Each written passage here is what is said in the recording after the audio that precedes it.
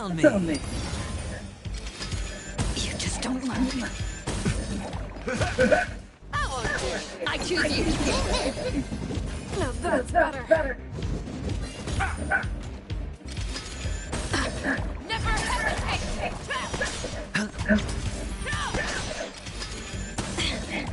My friend? Indulge yourself!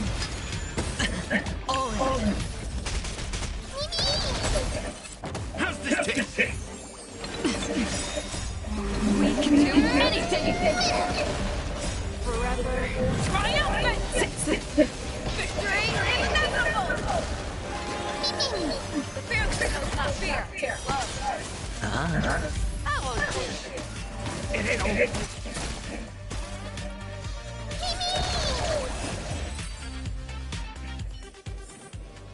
Reach the end of the story in your own way.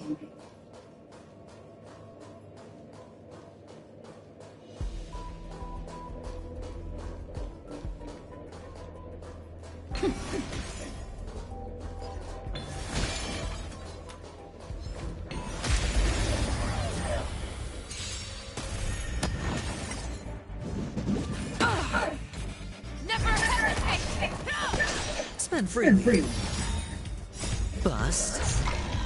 Or maybe I'll take it all. We can do it.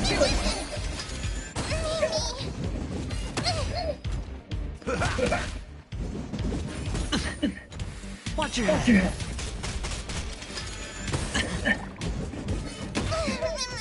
The fear becomes not fear. Too slow. Time to mess things up. Forever triumph. Victory inevitable.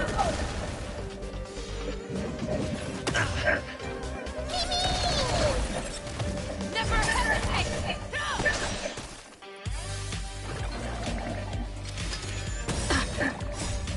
We can do anything. I won't do. Too slow. It's on me.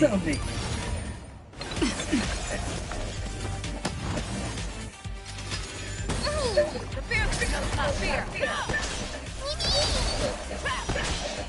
Forever triumph. Victory inevitable. Bust. Or maybe I'll take it all.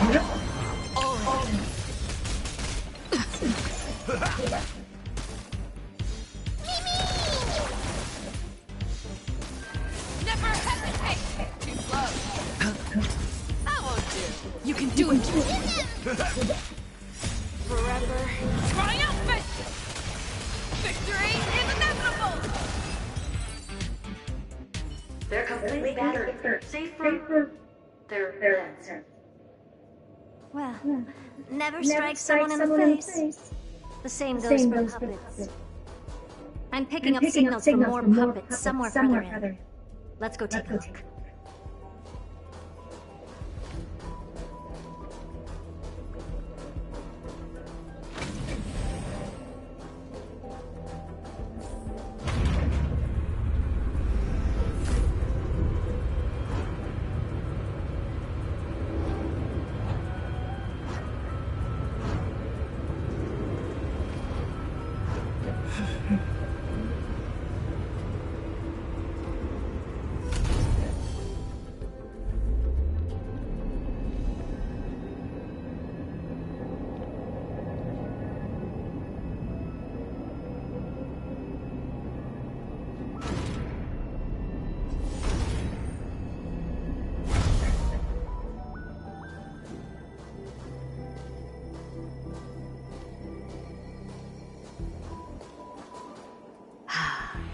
Number 0988. The pride of my creations. Should I even be curious? Puppets before her were all as dull as brick walls, mundane and uninspired. I distinctly recall number 0988 being the first puppet I imbued with a magical surprise.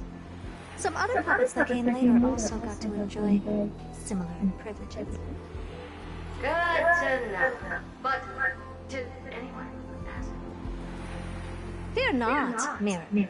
You have to remember that being a genius means you're destined to solve challenge after challenge. There's no time for rest. Can I just be on the sidelines this time?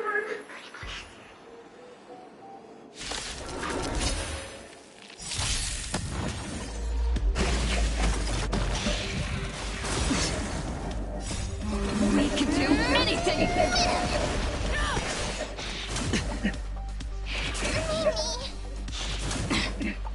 Never hesitate! Too slow! Spin free. That won't do! Friend? Indulge yourselves! Fear knows not fear! Watch your head. Forever triumphant! Victory is inevitable! No dirty tricks, Billy. No dirty tricks, Billy. Bust. Or maybe you'll take it all.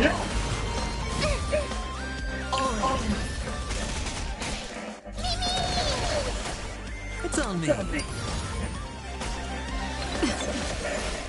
Never hesitate!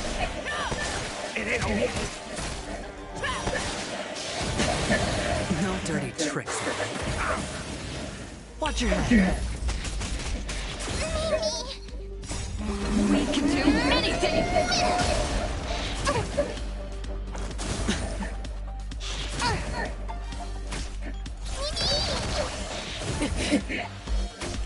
Spin free.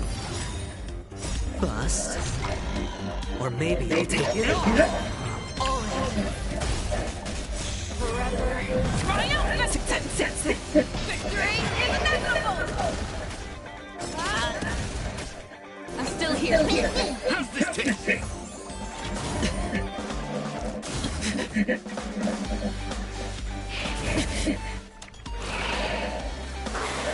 No dirty tricks. Watch your head.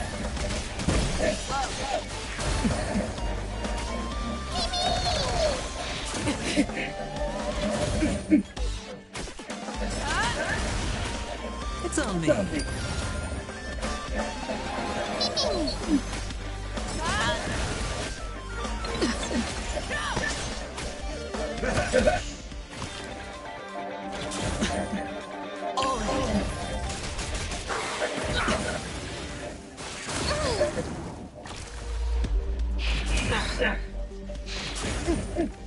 Watch your head. Forever triumphant! Victory is inevitable! Confidence. My friend? Indulge yourselves! We can do anything!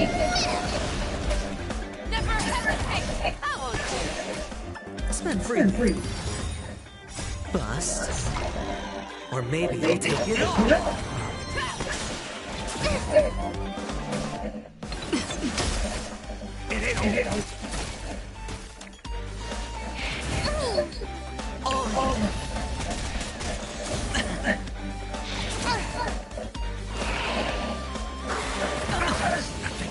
Watch your head.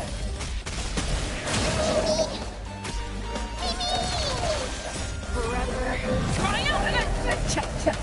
Victory is inevitable! Fear does not fear! It's on me. That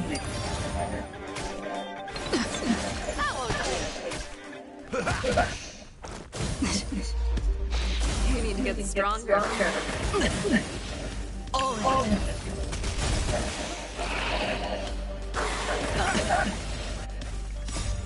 We can do anything!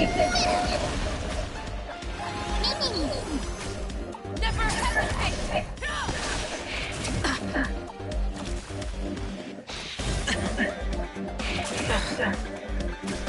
Spin free. Bust. Or maybe you'll take it all. Watch your head.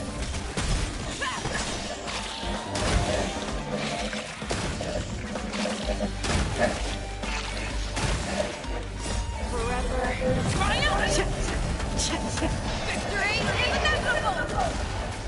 Time to mix things up. My friend?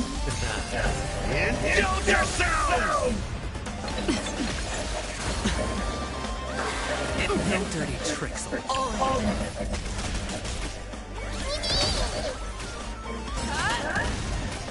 It's on me.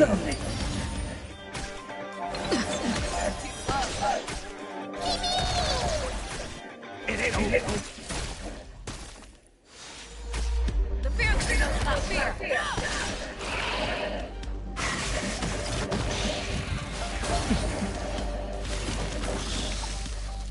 You just don't learn. Forever triumphant! Victory is inevitable! Spin free.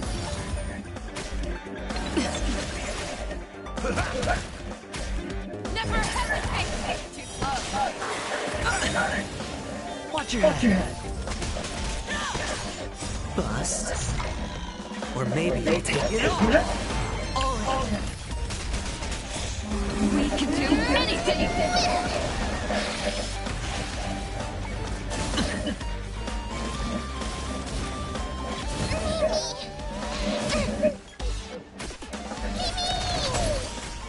It's on me. Watch your head. Forever triumphant! Victory is inevitable!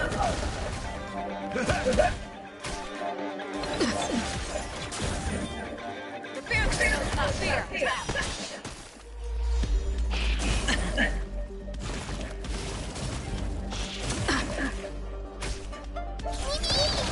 Too slow!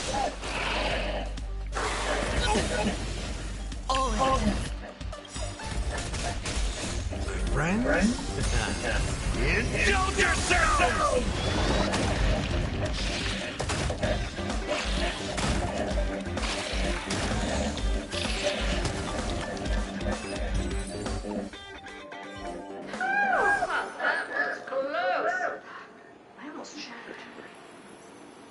Don't be melodramatic.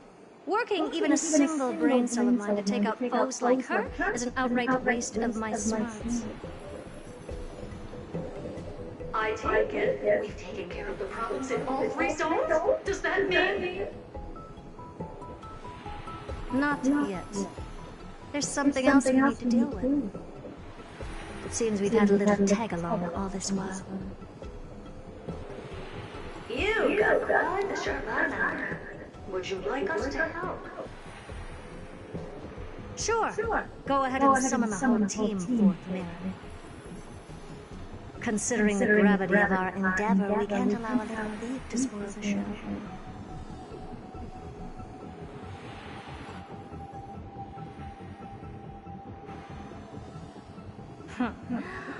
Parasite of the remembrance.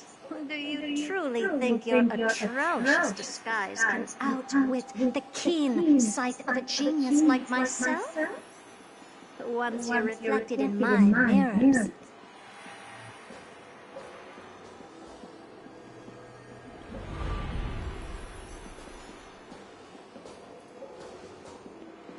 You can forget about escaping. Oh dear, this is bad. Right, stay alive. And again, I can strive. Retreat into the memory zone for now. I can always regroup and try again.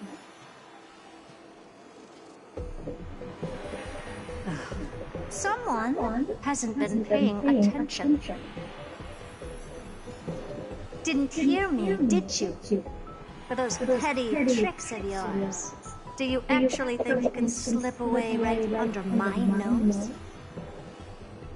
Herta. Madam Herta, wait. What do you want with me? I'll spill it all. The garden's secrets. And what they're after. Everything. Please, just spare me. Well, is that all you've got to say while your life is at stake? That's hardly worth anything. Need a little refresher? I am Herta, Genius Society number 83. The one to unravel the mystery behind the imaginary leakage phenomenon. And key holder of the imaginary implosion pulse. Do you honestly believe I'd seek any counsel from you?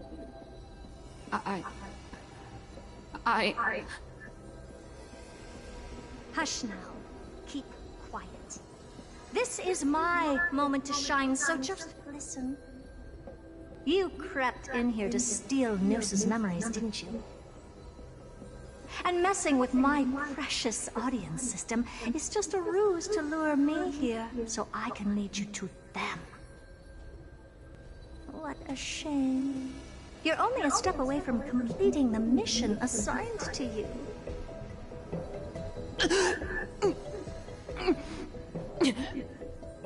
As if.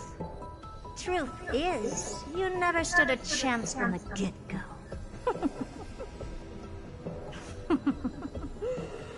Think I only have a fourth mirror following me around? Oh, then you've let your guard down. Because her siblings have long been watching your every move. Now, let me think. What kind of punishment should I subject a brazen thief like you to? Oh, I know. You garden folk have a fondness for mirrors, huh? How about letting you enjoy some quality time with your favorite object? A mirror. As for the length of your punishment, let's keep it mildly punitive. How about 100th of a lifetime? That should be enough for some serious self-reflection. Oh, cheer up. You could still do your part for this world while trapped in a mirror. For all you know, your weak path energy could just help me get droid head looking this way. Oh, I should make myself clear. When I said 100th of a lifetime, I meant my lifetime. At long last, we can finally be at ease now that we've nipped those problems in the bud.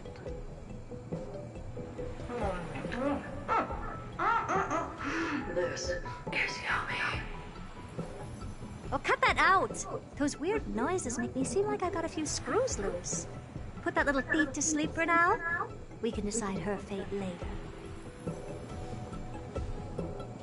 Oh, sweet and venerable Madam Herta, when did your heart turn this tender?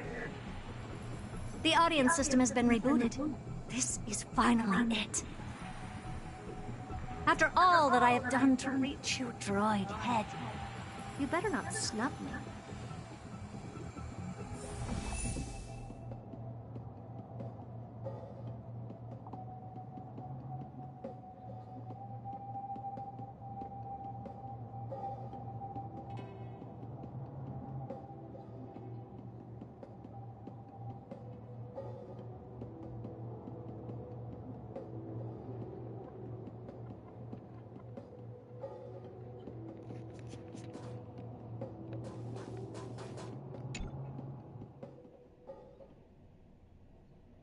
The path space. This isn't a figment of the simulated universe, but a perfectly tangible and accessible space. Right. Now's not the time to wallow in nostalgia. Droid head, will you answer me?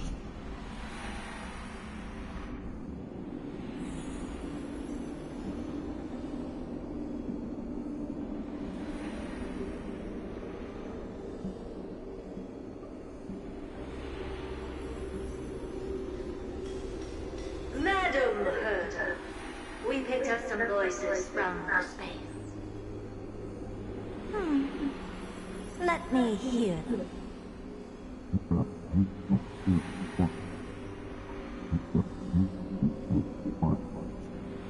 Is this binary arithmetic? Could it be droid head?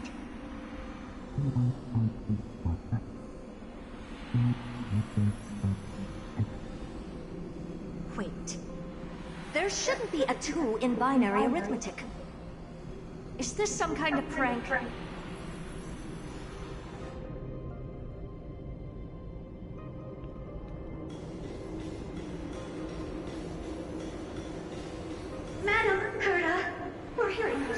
again? What now? What should we do? Keep your cool, second mirror. What did they say this time? Play it again for me.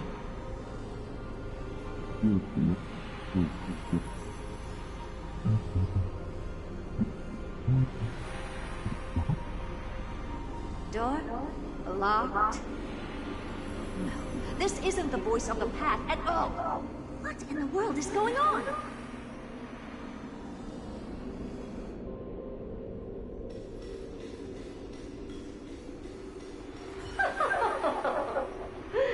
Madam Herda, those lads outside seem to be discussing something interesting. Want to listen in on that? Third mirror. Stop that nightmarish cackle. It's giving me goosebumps. Wait, did you say those lads outside? Could it be? Why don't you listen for yourself?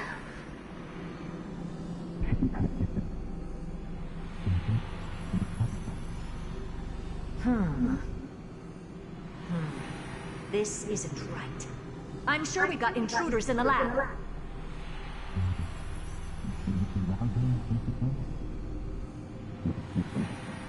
not sure if you'll be happy about it, but we've everything happen to wait. Wait! Stop! Whatever you're about to do. No, don't even think about it. Whoever you are, you better not interrupt me right now. I must continue forward. Just a few more steps and I'll be able to see Droid Head.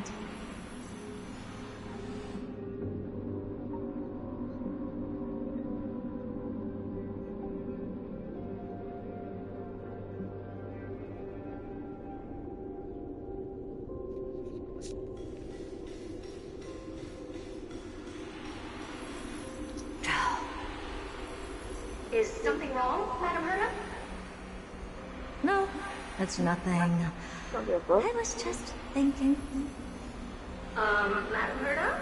I think you'll want to listen to the voices from beyond this space. I'll leave it to you then, Mr. Samuel. Wait, what are they up to? Is this the Harmony? Ridiculous. Hoping to stop me with such cheap parlay tricks. Not a chance. Easily dispel the legend of the subconscious mind. And what's what about it? Is there something else we can try? Presumptuous fellows. Who are you to interrupt Madam Herda's experiment? Let's ignore them and keep going. We haven't seen news yet. Forget it, Mirror. Let's just leave.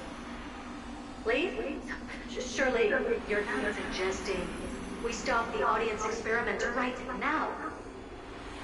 That's beyond all reason, ma'am. We went through so much just to get here. No, we're just one step away from making contact with the Eon themselves. Please, you know how insanely costly it is to reboot the audience system. But if I were to ignore those two intruders and continue onward, when Droid Head casts their gaze upon the space station, the blast of energy generated in that instant is sure to burn them to a crisp. Experiments can always be repeated, but humans cannot be brought back to life.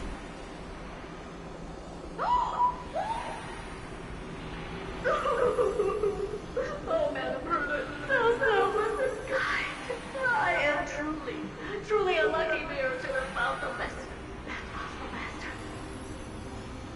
Enough!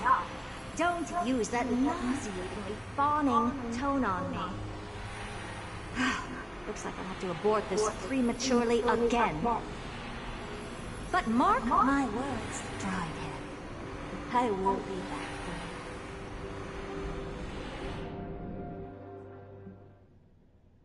you. Madam Herta? You're finally awake. You two? Oh. My plan is ruined. And it's all thanks to you. Your plan? My sincerest apologies, Madam Herta. We weren't aware this was a part of your plan. The space station was in complete darkness when we arrived, so Sunday and I assumed something bad had happened. We continued further into the space station, hoping to find the cause of the blackout. And that's when we chanced upon your actual self. How did you get in? The door wasn't locked. All right, fine. I am a person of reason, after all. You're not to blame for this. I am familiar with Mr. Yang of the Astral Express. But the one next to you? Looks like Madam Herta doesn't pay much attention to cosmic news. Please pardon my manners. It is unbecoming of me to forget the most basic of courtesies amid all that has happened. My name is Sunday, and I'm just a passenger of the Express. And this unremarkable passenger happens to be a Harmony Pathstrider? Do you take me for a child? In any case, I don't suppose you came all the way here just to check on how the space station is doing? Well, we were worried for a moment there, but it's good to know the space station isn't in any kind of trouble. We're here because of Amphorius, Madam Herta. Why does that not surprise me? Oh, something occurred to you? No! I've told Himiko everything I know. Nothing about the world sounds right. Droidhead has cast their gaze upon numerous worlds in the past, and every one of them is etched in my mind. So how could I possibly not know about it? Perhaps those garden folks lied to you. Anyhow, I've looked up the name Amphorius in the simulated universe. Though clearly irrelevant results have already been filtered out, there's still an unbelievably long list of generated results. Something about how the Divine Amphorius team will swap out their current crest emblem for one in King Babaru's likeness in the next season. I hope that can be of some help to you. We may as well take a look at it. I still don't get it, though. Didn't the Astral Express already depart some time ago? Is that world so incredibly spectacular that it warrants this return trip? Well, that's because we're caught between a rock and a hard place. If Amphorius is indeed inextricably entwined with eons, paths, and even the erudition, we're going to need the wisdom of a genius to help us, especially now that we've seen the planet for ourselves. Elaborate a little on this rock and a hard place you're caught between. We've lost all contact with two indispensable companions since they entered Amphorius. And that's not all. One of our other companions is suffering from a serious and inexplicable affliction.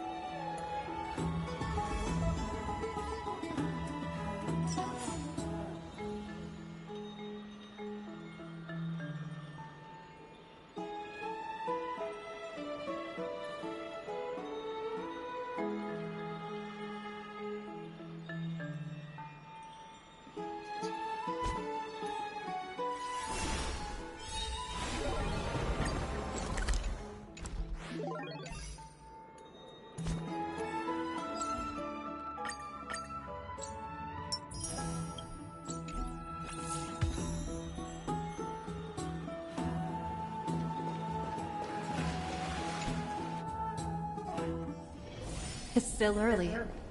Where to now?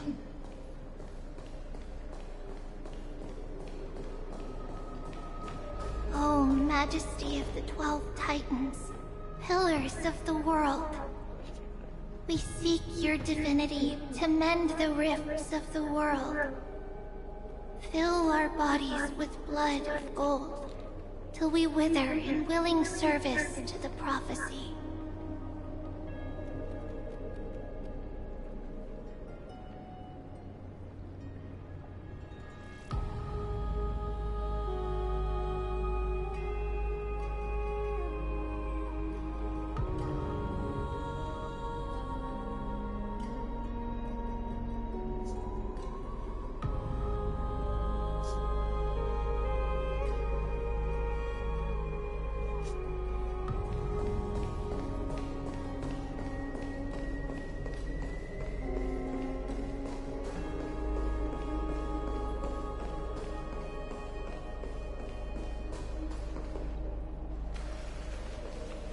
Your guests are here, Finan. We can begin the ritual now.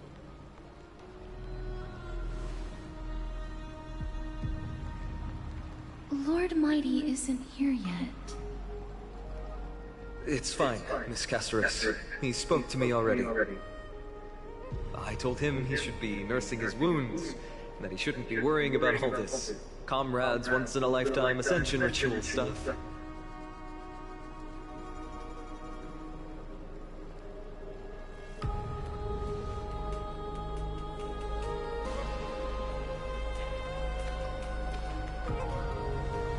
So, I'm ready to begin.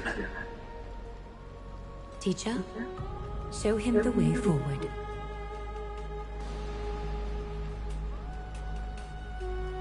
Despite the myriad dark and endless nights that have gone by, the guidance of the prophecy is nevertheless as clear and bright as the first ray of dawn.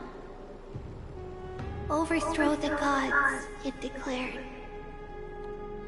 Restore the core flames, it declared.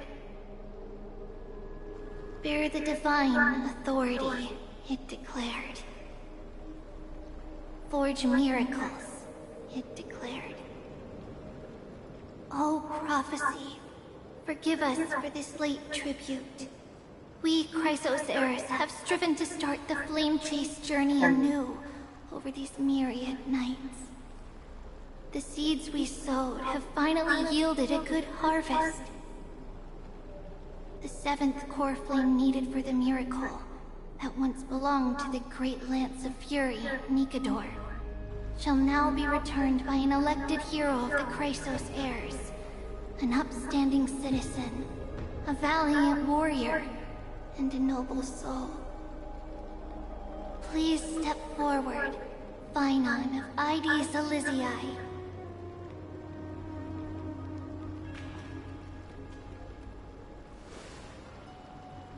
Recite with us.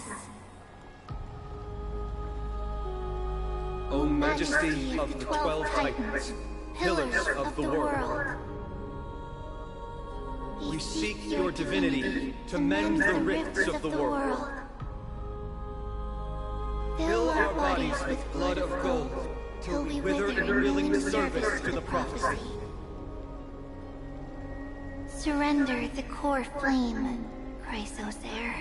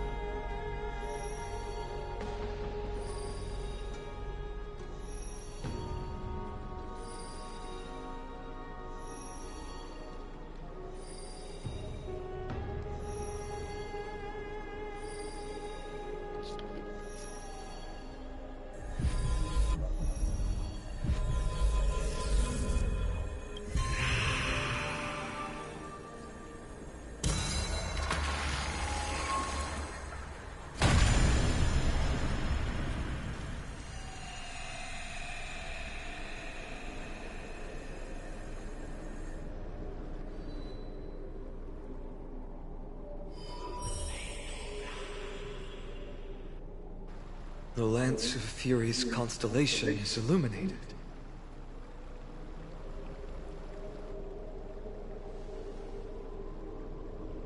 Why is the vortex this silent?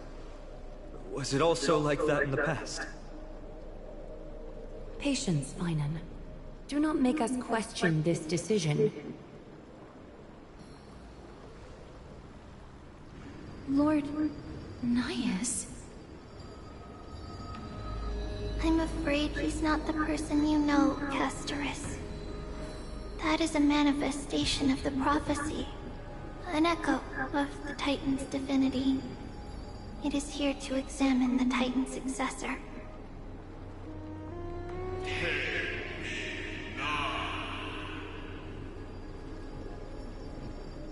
Mortal, who wishes to inherit my divine authority. Your strength and character have been thoroughly tested.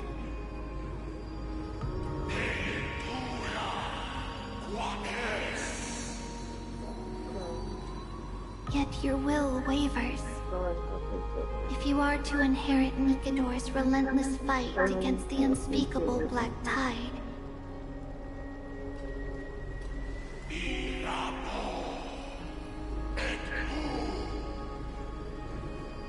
you must accept a trial of divinity. Prove that you possess an indestructible will, and vanquish the fears deep in your heart. Vanquish the fears in my heart. So be it. No matter what obstacles you plan to put in my way, I'm ready to overcome them. For our prophesied tomorrow, I will become the god Amphorius needs.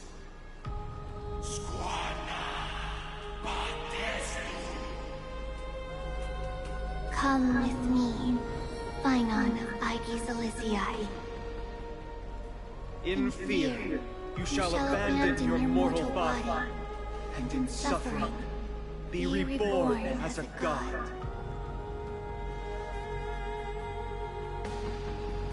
Wait for my return, my friend.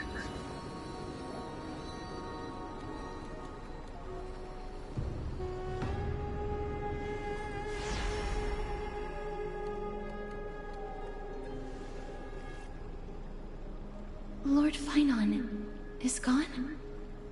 He has stepped onto the battlefield to fight a campaign that can only be won by him alone.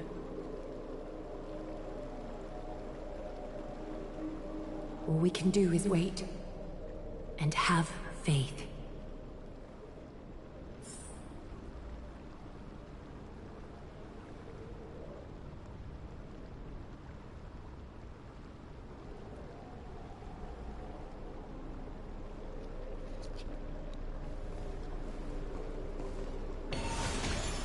I pray you truly are prepared, Lord Finan.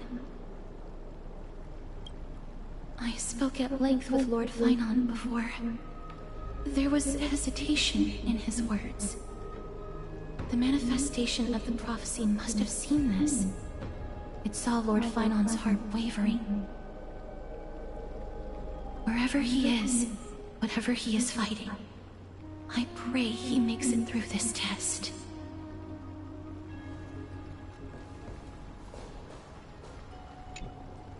Finan steers his own fate. If he can conquer his fear and return as a demigod, we will be one step closer to the miracle that the prophecy promised.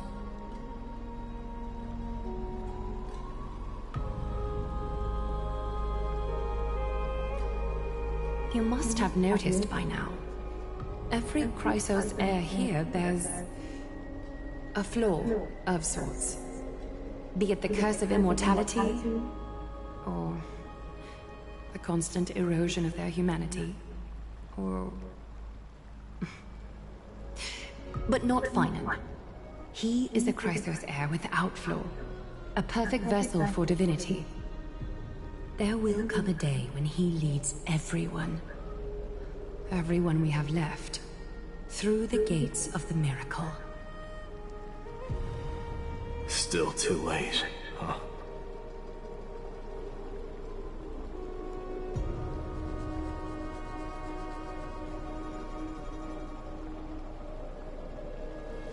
The constellation of the Lance of Fury is already illuminated.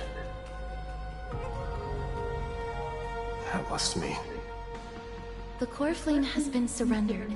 The Lord Finon's test isn't over yet. The prophecy sent an ambassador. They acknowledged Lord Finon's strength and character, but had doubts about his strength of will. He must conquer his fear and prove himself to the prophecy. I was right to be worried. I want to formally thank you, outsiders.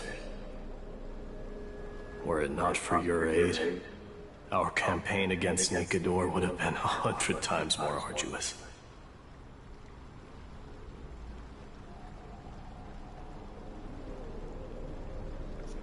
Kremnoans revere strength and military might. That does not mean we lack etiquette.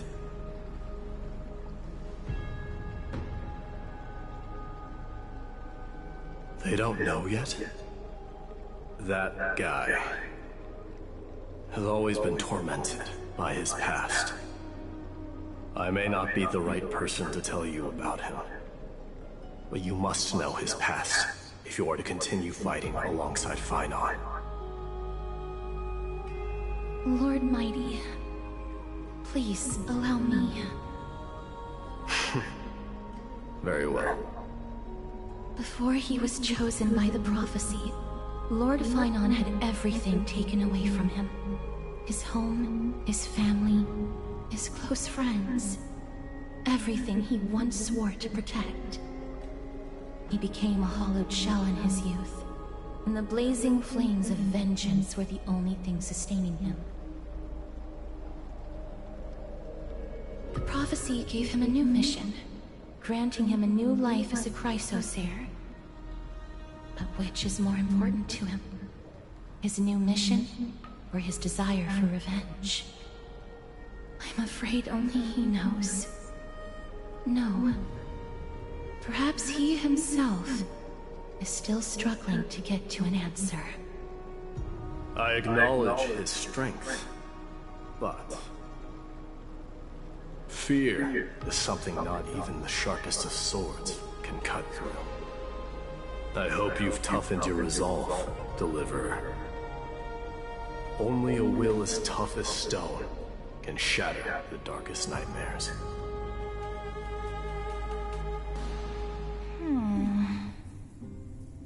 Is something wrong? Ugh, don't keep me in suspense. Come on, tell me already. What did you see? I just wanted to get a reaction out of you. Alright, I'll tell you. This card is the Deliverer. Deliverer? What does that mean? The interpretation is really long. Maybe I should just skip it. All you need to know is, this card means you'll be a hero, worshipped by all. You will protect this world and save lots and lots of people from scary enemies with your sword. Do you like the sound of that? But... What's the matter? This is a good card. But I don't want to be everyone's hero. I just want to stay in this village with everyone I know. Grandma and Grandpa said the outside world is full of bad people. That's why they're always at war. Who wants to save bad people like them? I can be a hero, but only our village's little hero. Well, little hero, if the day comes for us to say goodbye to ID Silizii, could you become a deliverer then? Do I have to leave the village? Mm-hmm. If something like that happens, someone will have to save the world. Then I'll...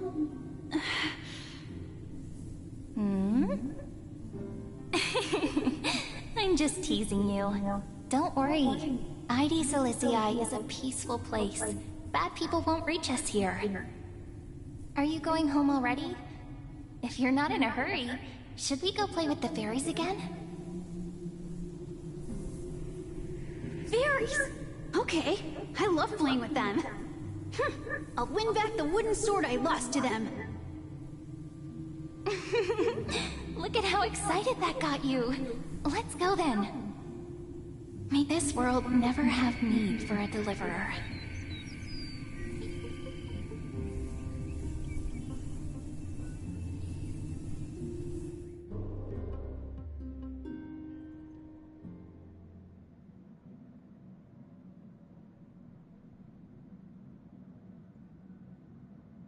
Of course the food's ready! March isn't feeling well, so Pom-Pom has specially prepared the conductor's special bland meal that'll be easy on her stomach. Can you bring it to her, Himiko? Nuh-uh! No coffee when she's already feeling unwell!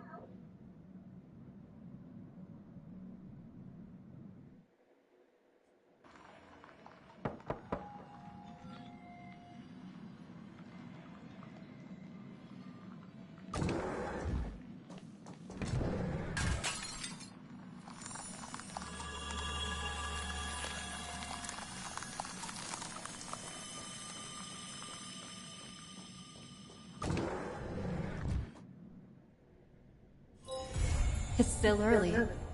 Where to now?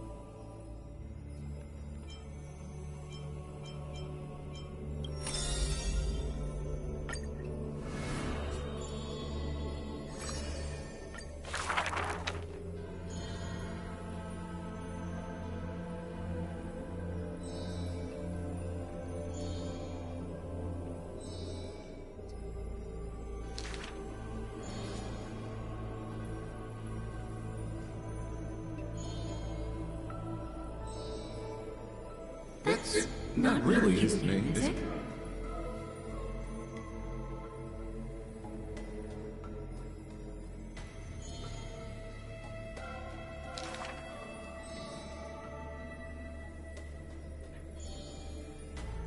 Losses are a constant on the flame chase journey, where life too seems as small as a speck of dust.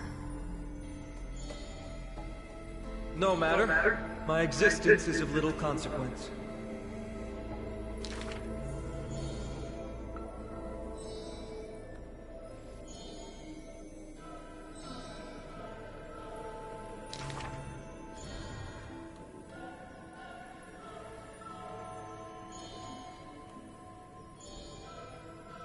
Losses are a constant on the flame chase journey.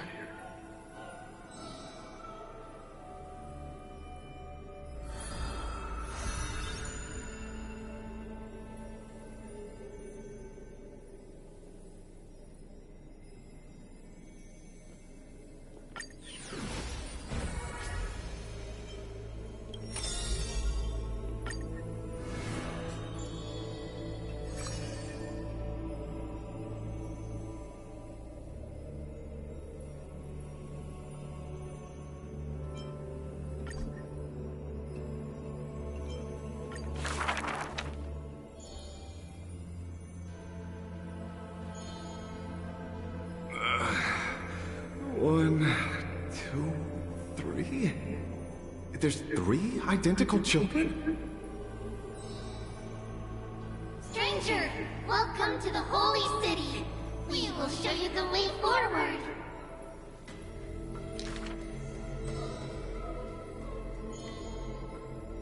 High Priest, Please, guide us once again as we spread our wings on this long journey.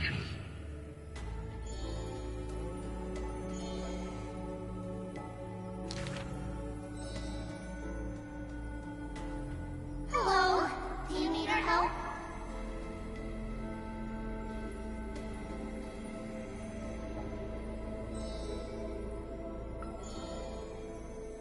The 3 pillars of Akama. There's no need to be so somber. How about we play a game together? Guess who we are?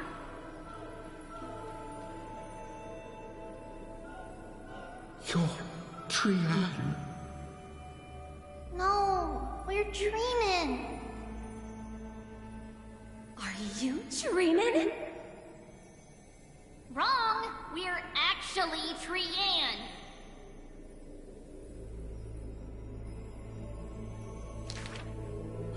Then you must be Treevee! You're right! Good job!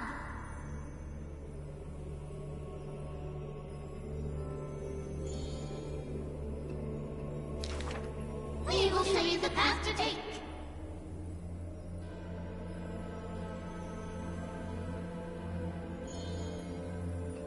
You're lucky. You merely took a wrong turn. However, there are many more unfortunate souls who have lost their direction in life.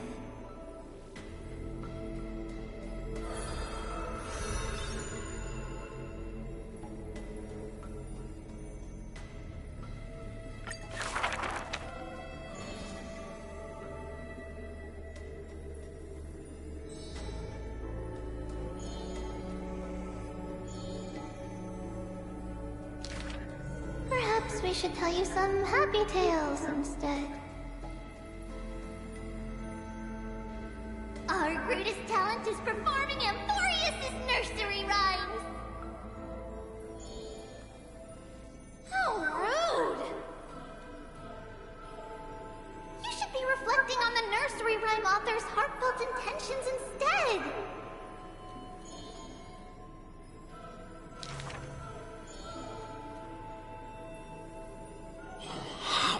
Dangerous.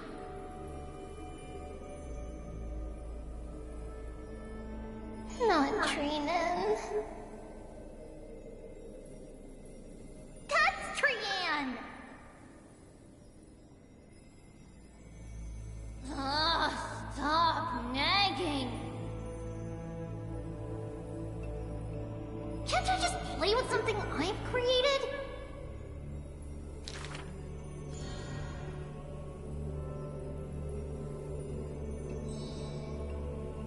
Initially, there were many more of us. The others have merely gone one step ahead.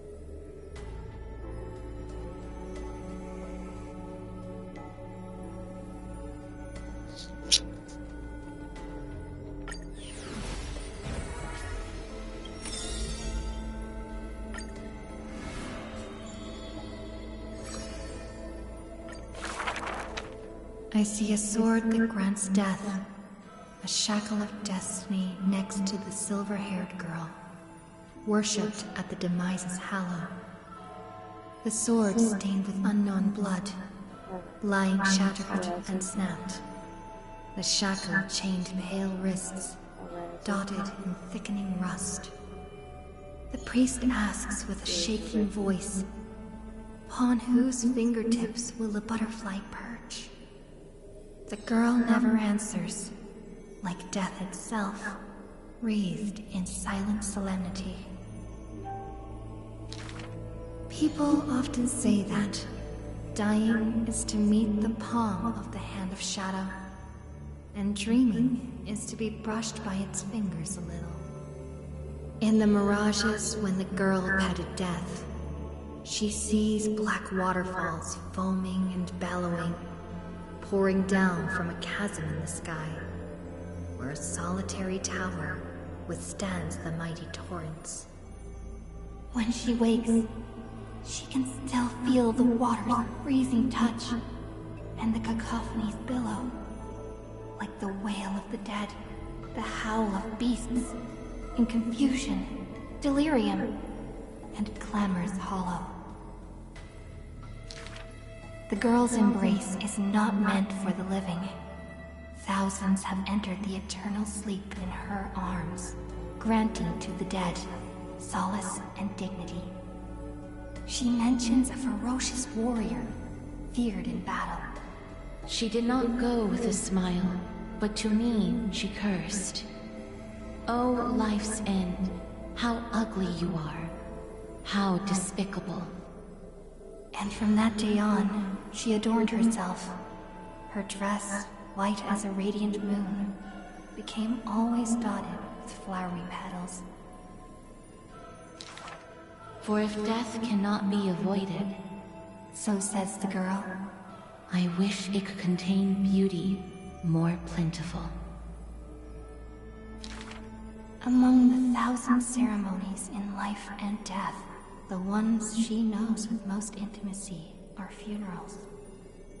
One burial after another she presided over, from the angelic visage of a babe passed in the cradle to the despairing eyes of the mother drowning in sorrow, from the scars on a war-battered general's torso to the unending tears pouring from his bereft widow. Yet, she remembers not a single living human she had seen. Even in the mirror, she thinks her own face strange, with an alien glow. And the countless words buried in forgetfulness, the only thing she manages to glean is a mockery to fate, a sarcastic whistle. Stay alive. When she cast aside the shackles and stepped beyond Idonia, a deja vu most violent seizes her whole. Did she, perchance, conduct some previous escape? Illusions dance across her eyes. She had once drifted in an endless river, then drove her single boat out of the deluge.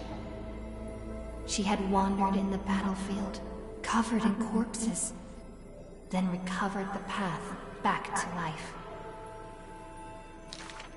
Why must she escape? Over and over again. She now knows the answer and quivers, for it is a ludicrous surmise. The woman embodying death walks this world only because she knows she must stay alive. But alas, at that time she knows not that death is not the end. It is only a butterfly landing on a withered branch, utterly meaningless, profoundly trite.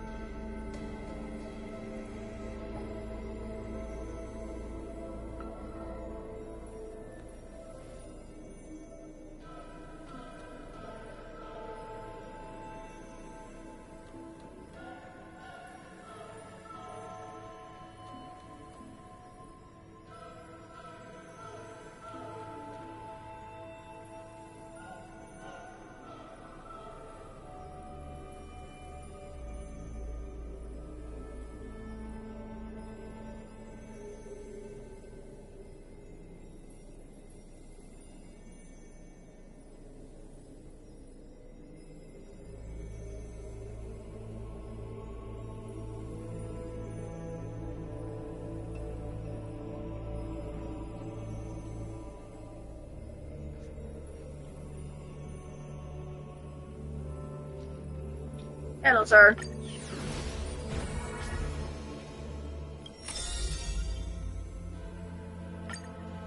Not so much.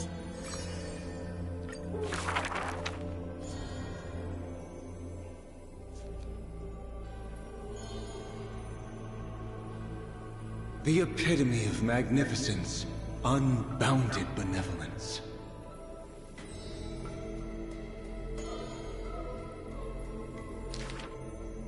But there's one thing she'll never be able to achieve. She will never be able to produce something seamless.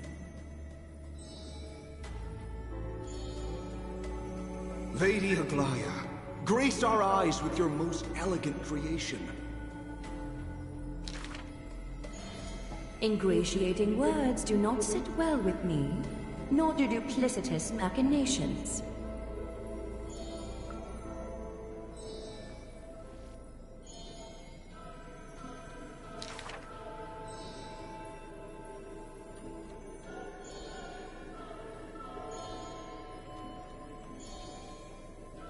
As long as the thread has form, it is enough to craft seamless finery.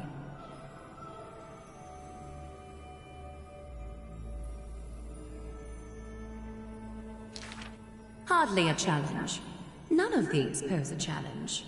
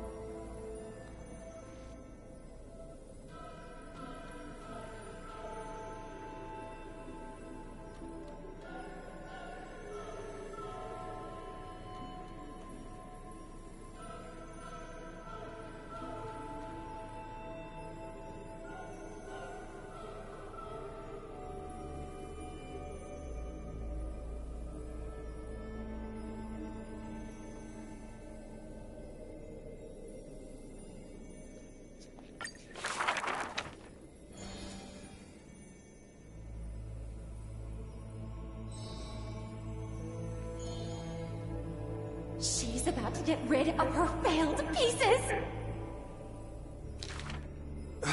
Now I see why the Holy City is free of worries. Even as the end nears, they're still obsessed with lavish clothing.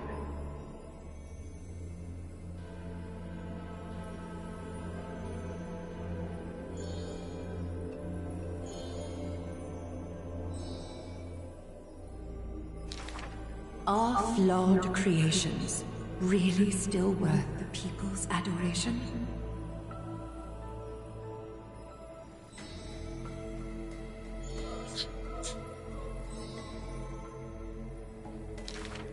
Me! I want to be showered with a thunderous ovation and lots of flowers. Talk on stereo. I want to stir her emotions. You have to do the whole story before you Do go I play. fit the bill? My sister and I are refugees from the Abyss. I want to get a pair of shoes for her.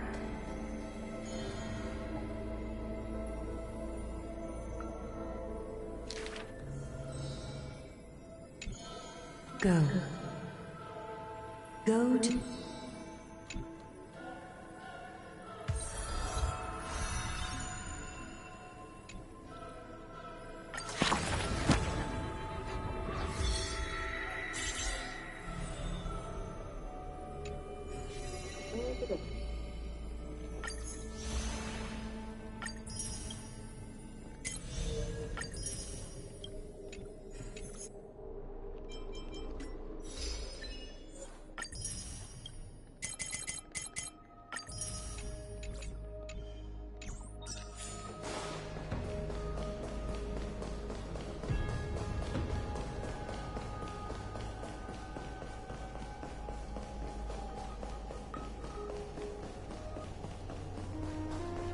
Toda.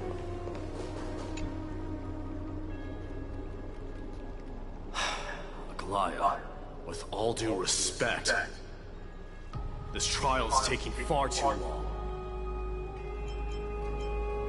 What do you think of this, Trina? It's not possible to tell for sure what goes on within the vortex. All I can hear are fragments of speech and distant battle cries. Yeah, my second day. Oh. Is it Finon's Probably voice? my third day. I'm not sure. It's difficult to make out clearly. Wait, no! Lady Trina. Snowy's voice. I can't hear him anymore. There's a sun-like existence in the trial. It's burning him up. It has come to this, after all. What now? Get ready, my Demos.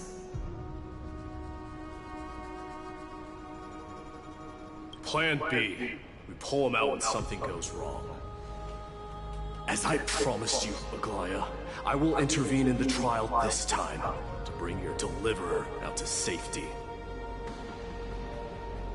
But that's as far as I will go. Of course. I know this is not the time to demand any more from you. Discerning. All right then. To be as prepared as I can, I hope that the two Outlander warriors can also join me. That might not be a good idea. The core flame trial is many times more complicated than a standard ritual. Even the slightest misjudgment, misstep, or hiccup could result in grave consequences. Our two distinguished guests are not obliged to risk their lives for the flame chase journey. Let me join you instead, Lord Mighty.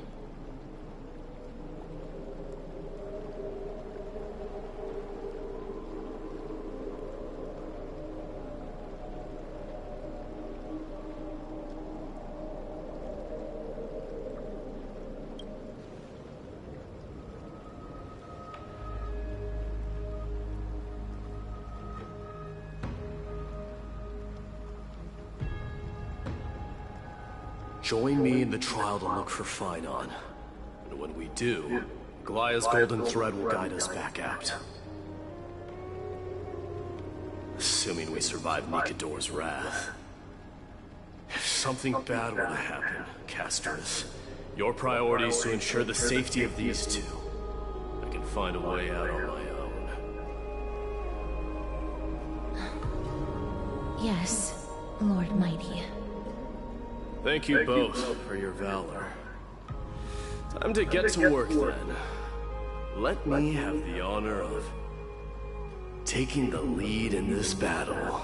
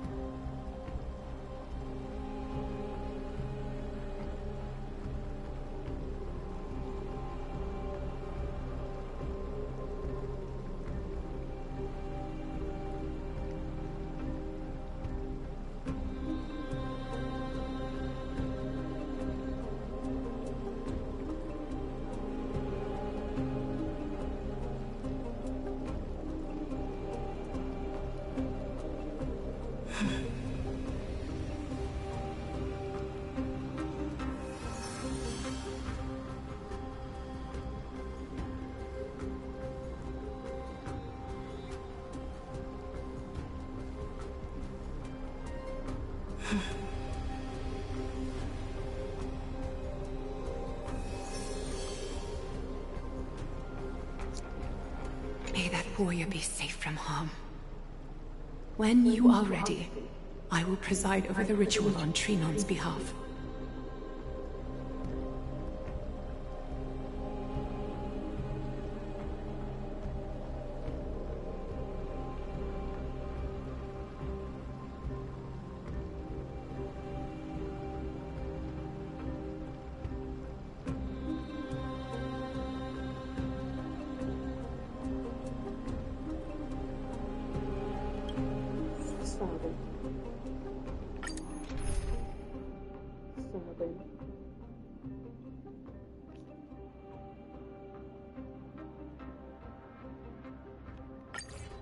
Our reinforcements from beyond the sky, warriors of high esteem.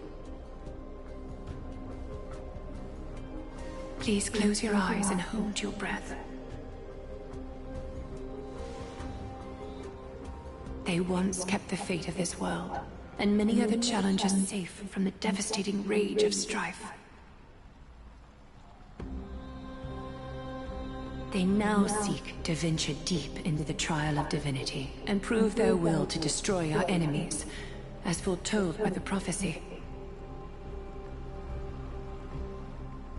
When the hammer of strife strikes the anvil of the warrior, the heat and impact will leave behind scars, and between them, a demigod shall rise. Very well. Come forth then. Souls foreign to this realm, and warriors in the making. Follow me into the mist and flames, and come face to face with the greatest fear in the depths of a warrior's heart. And with thy strength, banish the darkness and usher in sunlight.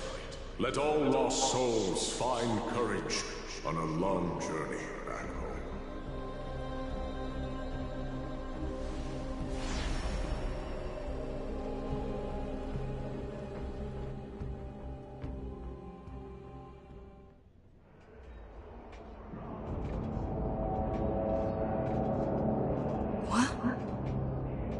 What's the matter? Surprised? Where there's strife, there's carnage. It shouldn't come as a surprise to see such a sight in Nikador's trial. I told you, this is only a mirror of the trial. I don't see him around here. We should go first. Let's pray he stays safe. Huh. The greatest fear in the depths of a warrior's heart, huh? So, this is what he fears the most.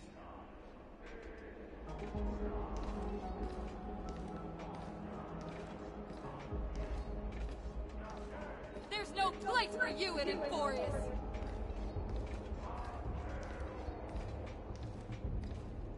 A disaster for Akama. So much for the king of those outlanders.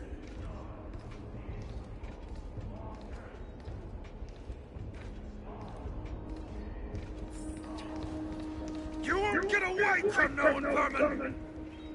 Be on alert. The smell of rust is thick in the air.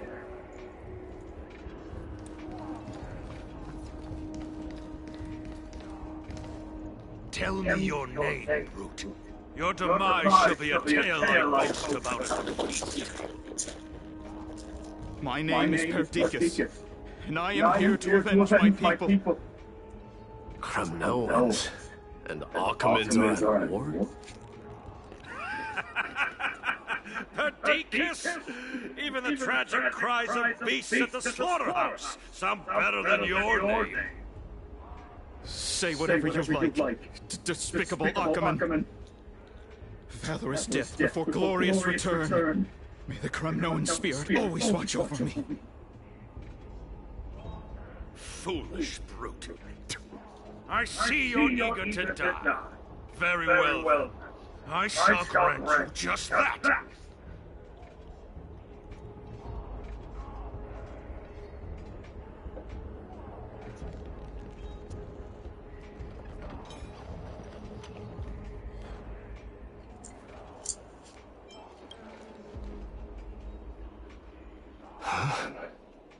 Die, you swine!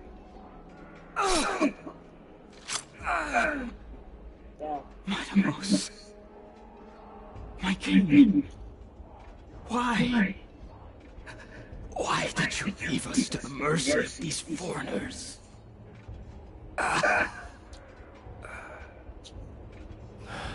Is this? And you are... Oh.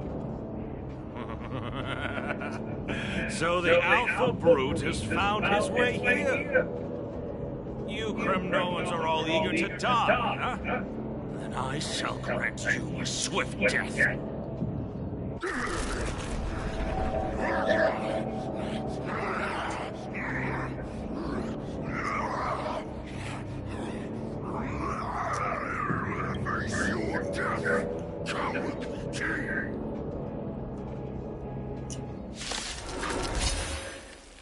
This sacred bloodlust is a product of Nikidor's wrath. We can do it!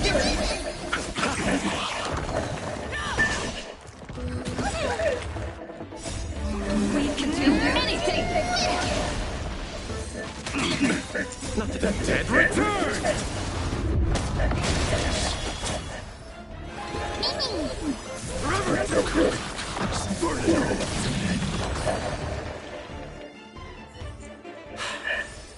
Absurd. I know this Achaemen. Strife contorted an honorable warrior into this perverse and twisted being. And that horrible noise. I can hardly suppress my bloodlust when it sounds. This battle cry must have gone to Finon. That's why he lost himself. What a useless fool.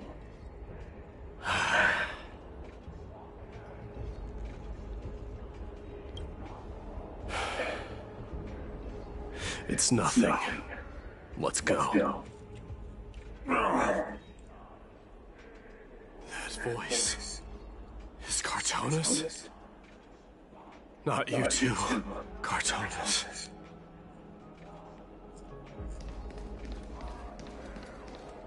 Mighty most you are. Destroyed all the wicked king. Here to take my life, finally.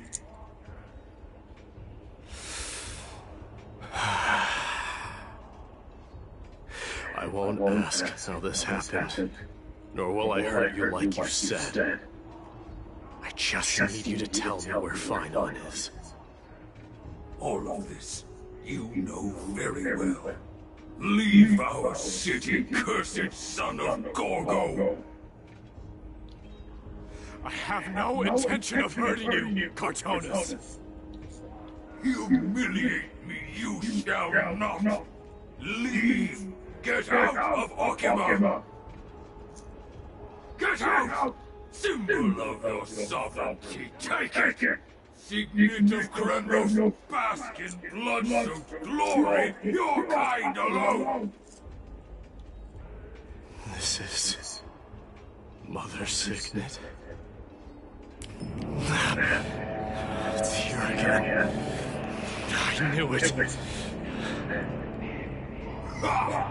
Finally gone mad, despicable vermin. With your mad king, perish together in that maelstrom of battle! Enough! Be quiet! You were not at all cartoonist. Look out!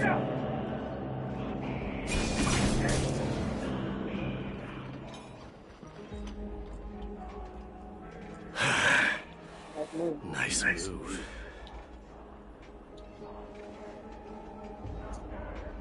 The road down here.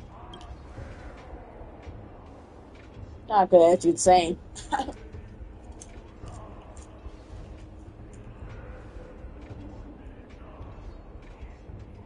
Parted the waters.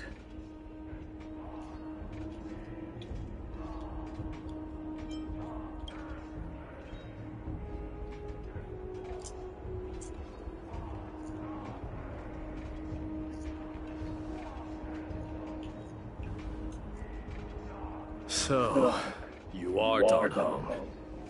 What did you go through before meeting us?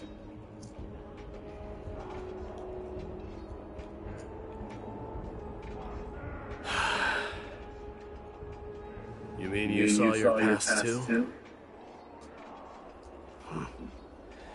The trial of strife is a vicious one, all right.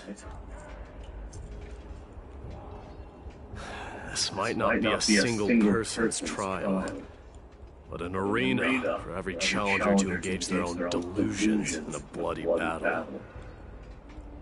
I saw someone from my past a while ago. Someone Finon has never met.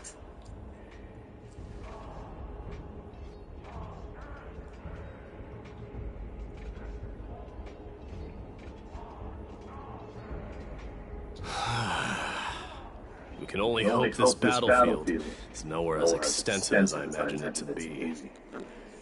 Let's first follow the sounds of battle to their source. The battle cries seem to be getting a lot louder. This will be the end of it! I agree.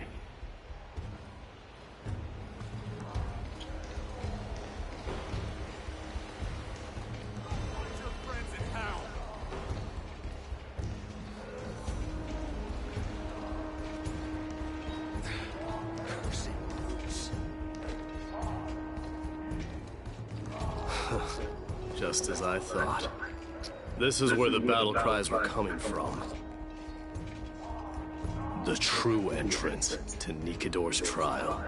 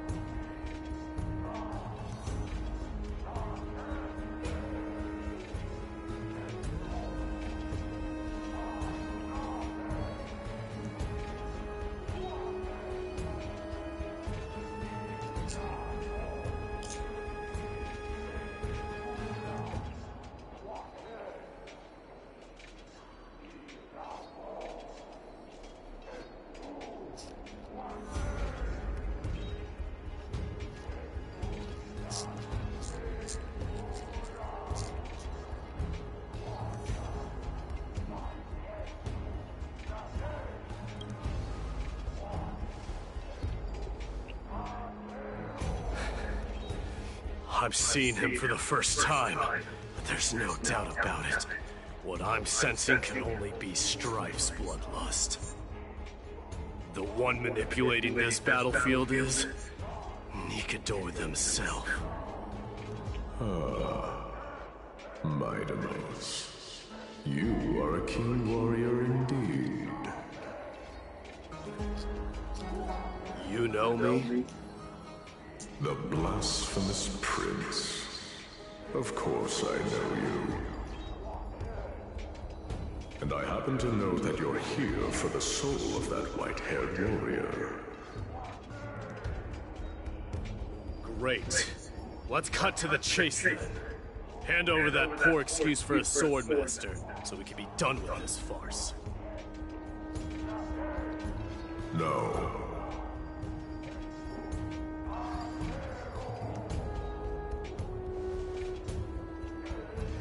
I applaud your courage and strength for coming this far, but you have chosen to besmirch the dignity of one who has fallen, and I cannot turn a blind eye to that.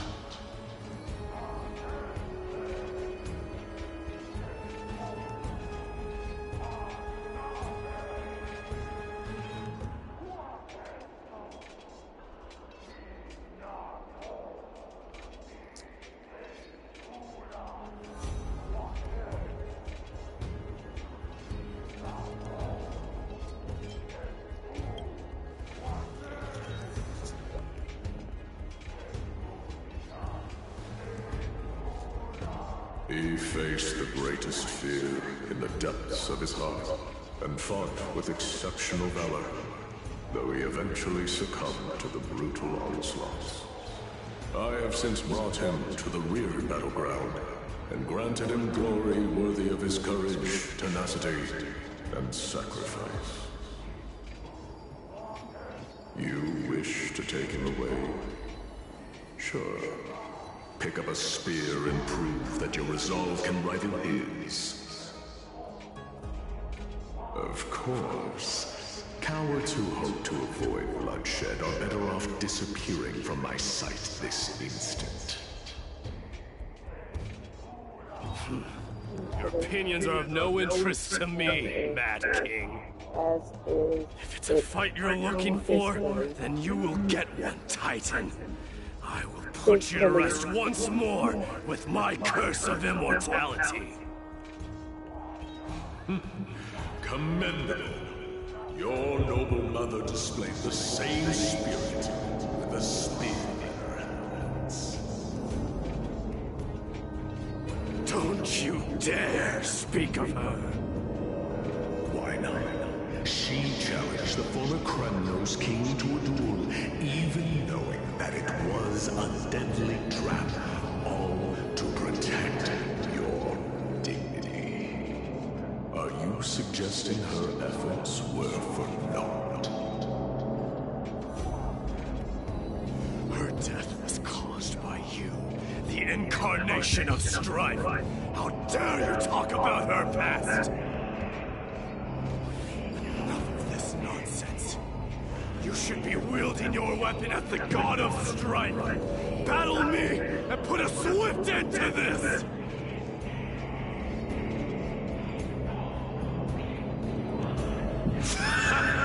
Your hatred is as clear as day, my neighbors. My words must have stung deeply. But thanks to that, I have also come to realize. This is why you killed your father for the throne. Only to let your signet sink to the bottom of the Sea of Souls, refusing to let the glory of Kremnos live on. This is why you use the Strife Titan. Only to reject the core flame, letting strife continue instead.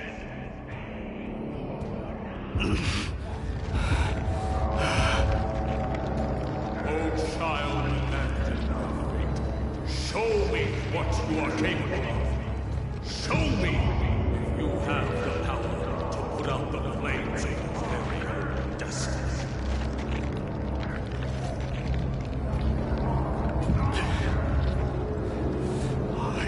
Rip chest apart, Titan.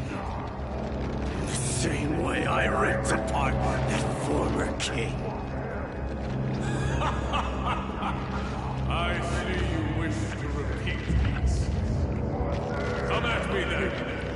Ignite the flames of your fears and step onto the battlefield. Take this fierce battle to the boundaries of strife and consume me, or lose yourself in the fight and watch your defeated corpse burn to ash. Remember this. The son of Gorgo will be crowned in blood. Very great. Moment. Ascension. You, the successor of Grandos.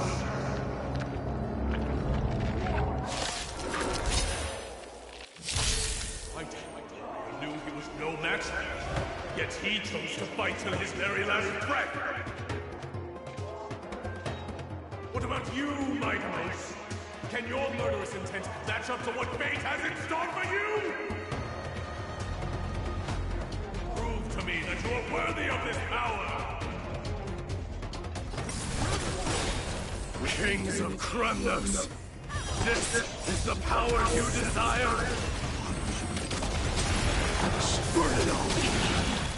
I am struck! Forever doomed! In the name of fairness, I grant you the blood of strife! This raging power, I can hardly contain it! Now accept your punishment! Never hesitate! I choose you! Bloom. Repay! Burn it all! Forever triumphant! Victory is inevitable!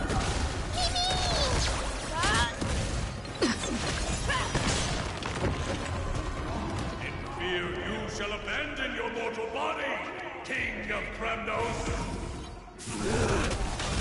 How noisy!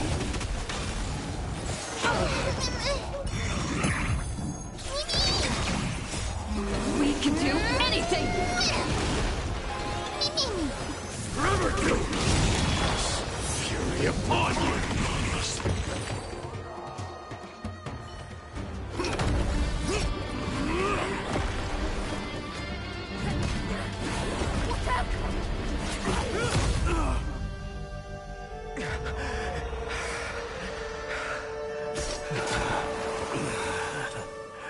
Found you.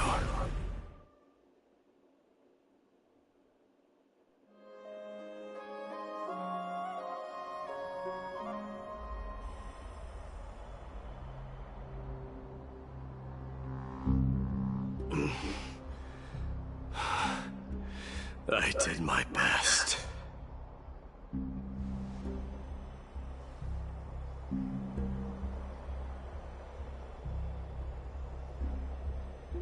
There's no need to worry. His soul is in a stable condition. With ample rest for both body and mind, he'll be up and about in no time. The greatest fear in the depths of his heart. Lord Finon must have been forced to relive his past during the trial, and revisit his homeland that had fallen to the Black Tide. In all likelihood.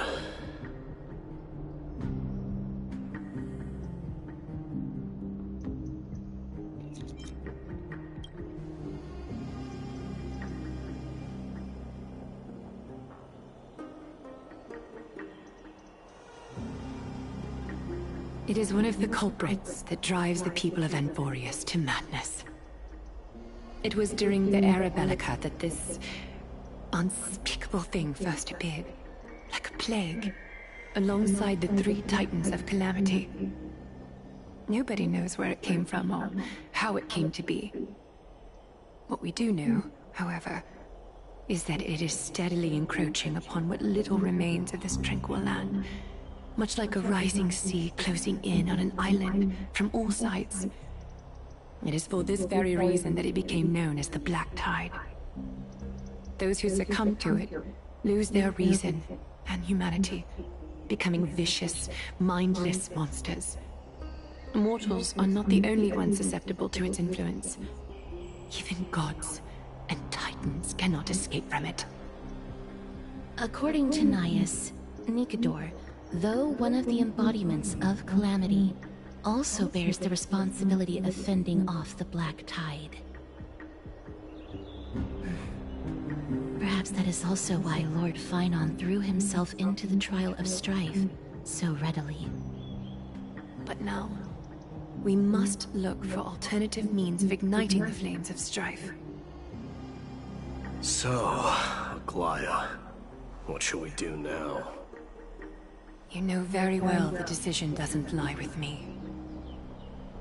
As the successor to Krymnos, Mighty, you know better than anyone that if it was simply about emerging triumphant on the battlefield of strife, you and your people could manage it with ease.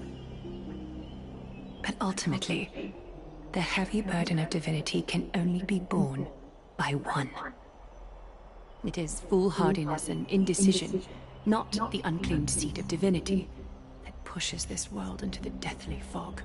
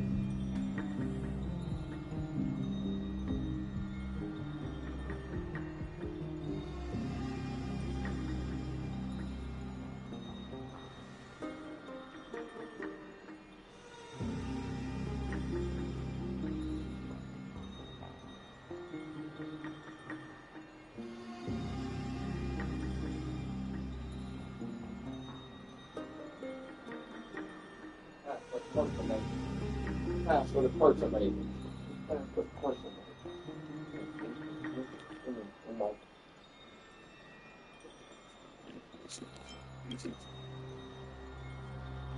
That's what the parts are made.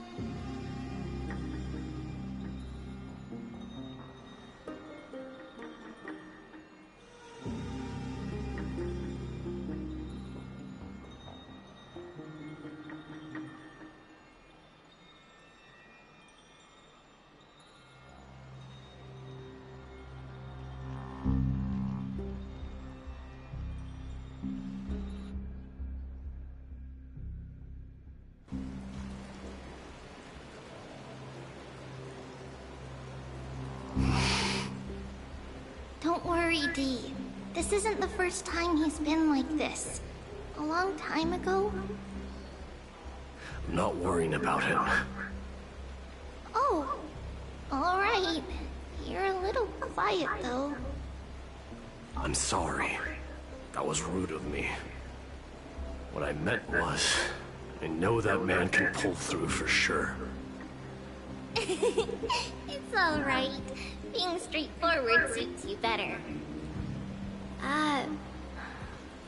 Actually, there's something we're curious about. What did you see in Nikador's trial? Something that terrifies me. Isn't that ironic? There shouldn't even be a word for fear in the Kremnoan language. Do you think you stand a chance against that thing that terrifies you? Is this also part of your grand scheme? What do you mean? Aglaya knew that Phainon might fall. And she expected me to take his place. That was the plan all along, wasn't it? Yes. Looks like you know everything. I have no intention of condemning you for it. The Flame Chase journey is not a game, and I have long understood this. The downfall of strife, and the ever-growing threat that the Black Tide poses.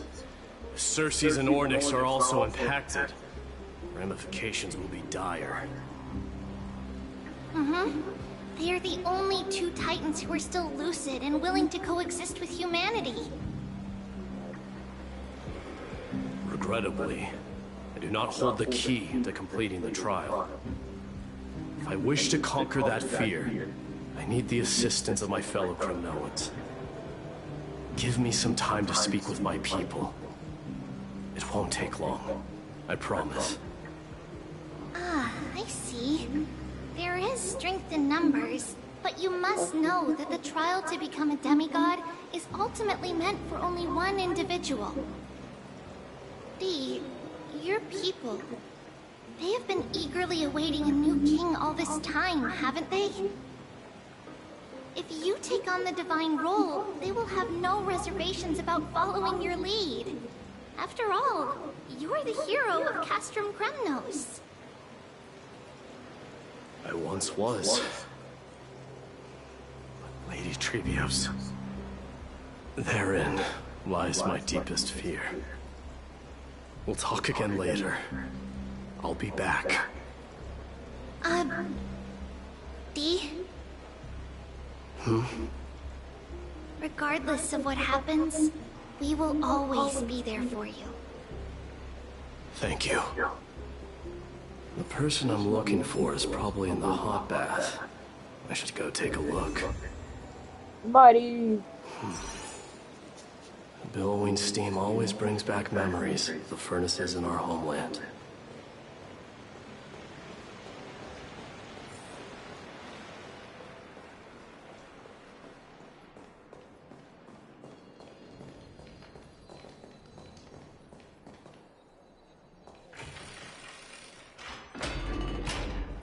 Children left unattended by their parents?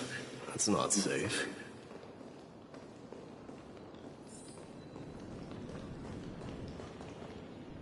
You shouldn't run around in here, kids. Hey, it's the Crown Prince! Are you also here for a bath? I want to hear stories about feats on the battlefield.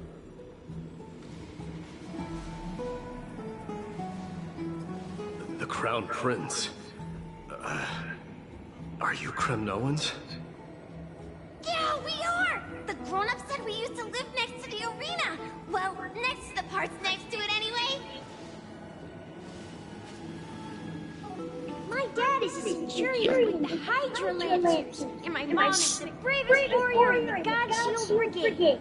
We used to get tons of silver coins from Mr. Crateros. My parents are serving in the Holy City Garrison now. As warriors of Kremnos, they're braver than any Ottoman. Why are you kids here alone? Where are the grown-ups? Mom and Dad were asleep, so we snuck out to play hide and seek with Mr. Crateros.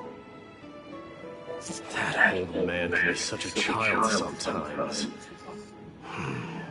You know where Crateros is? I happen to be looking for him. Sorry, I don't. Come to think of it, we haven't seen him in a while. Did he get lost while trying to find us? No way! Mr. Crateros is a member of the King's Aegis. He's the best at hunting down enemies. He was counting near Verax Leo when we went to hide. I thought about taking a peek, but who knows if it might be a trap he set. It was prudent of you to be cautious.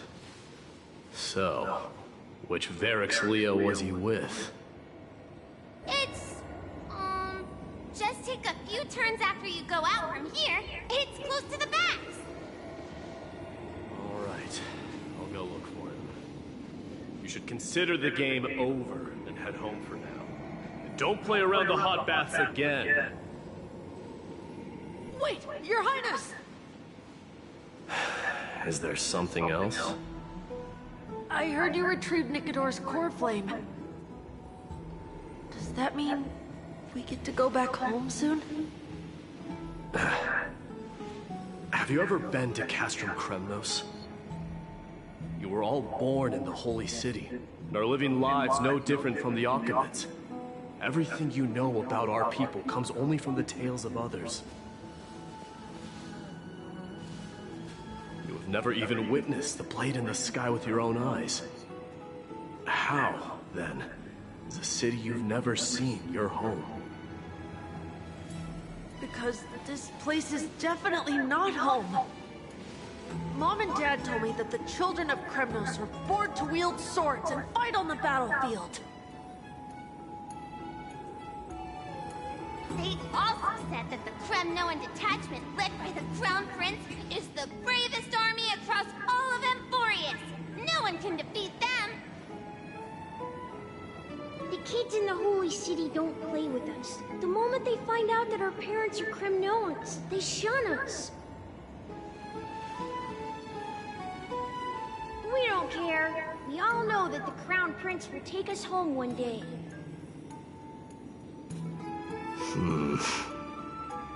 That time has not yet arrived. But, young men of Kremnos, heed my command. Return to your parents at once. From here on, you are to dedicate yourselves to rigorous training and a healthy diet. You must not neglect these two aspects if you are to become a brave warrior of Kremnos. Only by following this path can you be deemed worthy of returning home. Yes, Your Highness! The future of Kremnos. I should find Crateros.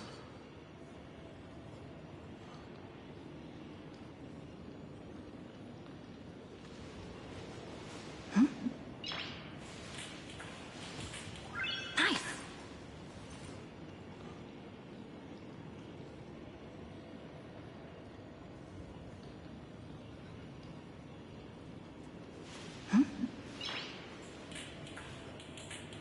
Nice.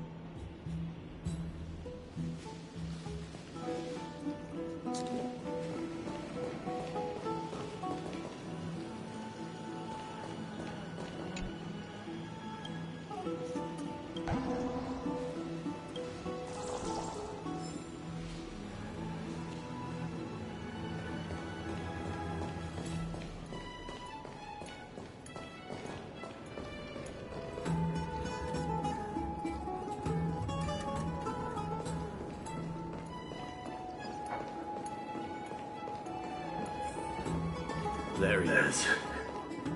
Is he engaged in a debate with that foolish lion? Rat! Oh, it's the Crown Prince of Castrum Kremnos. Get a grip. We're here by order of the Council of Elders. Even the Chrysos heirs have to think twice before doing anything to us. Out of my way, lackeys of the council.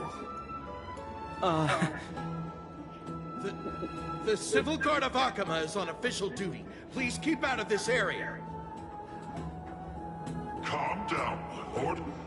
Play nice. Don't make me repeat myself. I'll allow you to pass this time, but just this once. So, you think yourself knowledgeable? Then here is a question for you. Do you know how Chrysius Leo and Castrum Kremnos came to be mounted on the wall? I don't know, my lord. How did it come to be? Let me enlighten you. A long time ago, the founder of Castrum Kremnos led a group of warriors to hunt down a lion on the outskirts of the city of Tritos. That vicious beast had been a menace for years, and the bones in its den were stacked even higher than the peaks around Akama. But do you know what happened? Nary a moment had passed after the beast's head peeked out of its den, when the Kremnoan warriors surged forward and brought it down within the blink of an eye, shattering its knees with a single strike. And then... Why are you red-faced already? We haven't even gotten to the best part yet. It's your storytelling, my lord. You're weaving such a captivating tale that it got my blood pumping. Please, go on. Well, if it isn't Lord Mighty. It's been a while. Oh, what in Akama is happening? To what do I owe the pleasure, son of Gorgo? Kratoros. My esteemed teacher. Let's talk somewhere else, Mighty Mos. I'm tired of speaking with this silly lion. What about the council's informants? Those two hyenas are nothing but scavengers of rotten meat.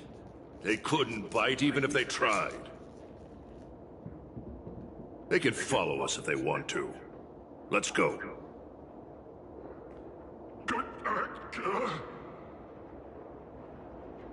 Wait, so how in the world did Chrysius Leo get mounted on the wall? Keep up with us, you hyena. Oh, sorry. I meant officers. Hey, old man, how dare you? Calm down. Calm down.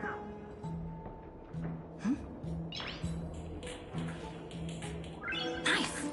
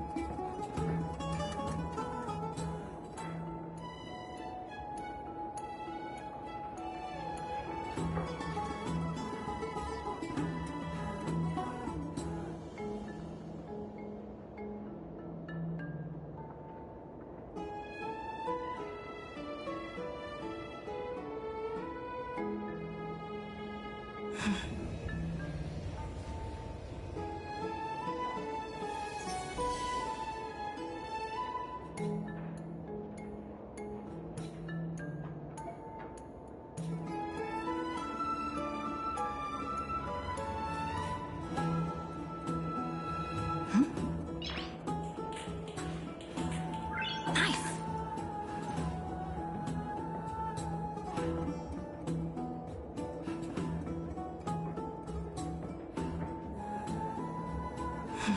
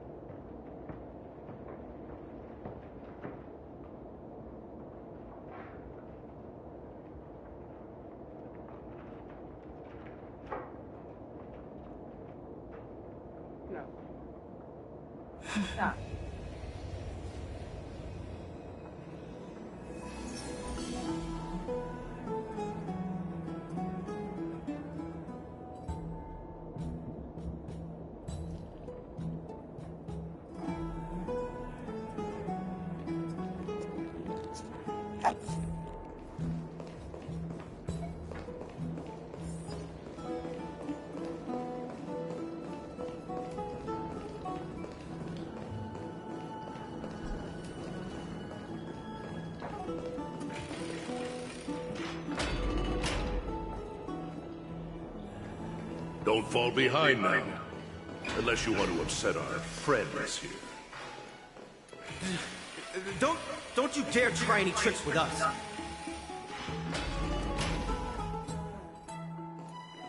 We're almost there.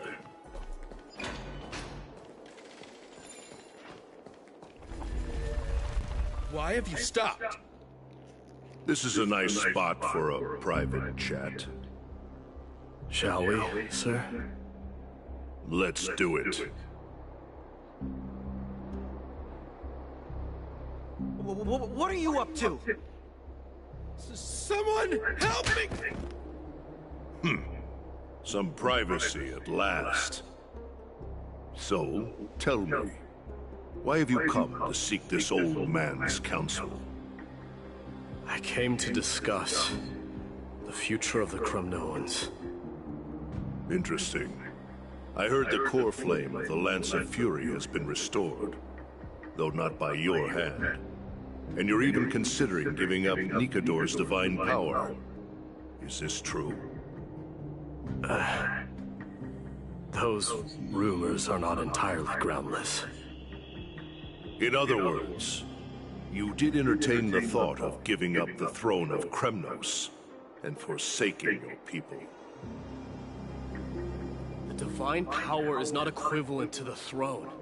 The path of strife is also not our people's only way. Enough with the word games. You, of all people, should understand the plight of the Kremnoans. Think about all the warriors of the Kremnoan detachment who left their homeland with you. Think about their children. Only the yearning for our former glory days has kept us going all this time. If they ever learn that the Crown Prince they look up to so much is actually toying with the notion of stepping down, think of the disgrace it would bring upon your departed mother, Martimos. You best remember that she died for you because of Europon's schemes, to restore the glory of Kremnos. Since you've brought that up, tell me, who is responsible for my father's death? Are you trying to shame me, Martimos? I may be old, but I haven't become so decrepit that I've forgotten it all. Of course I remember that Europon died when the Kremnoan detachment surrounded him. You drove the spear into his chest with your very own hands. That was merely the final outcome. Do you still not see it?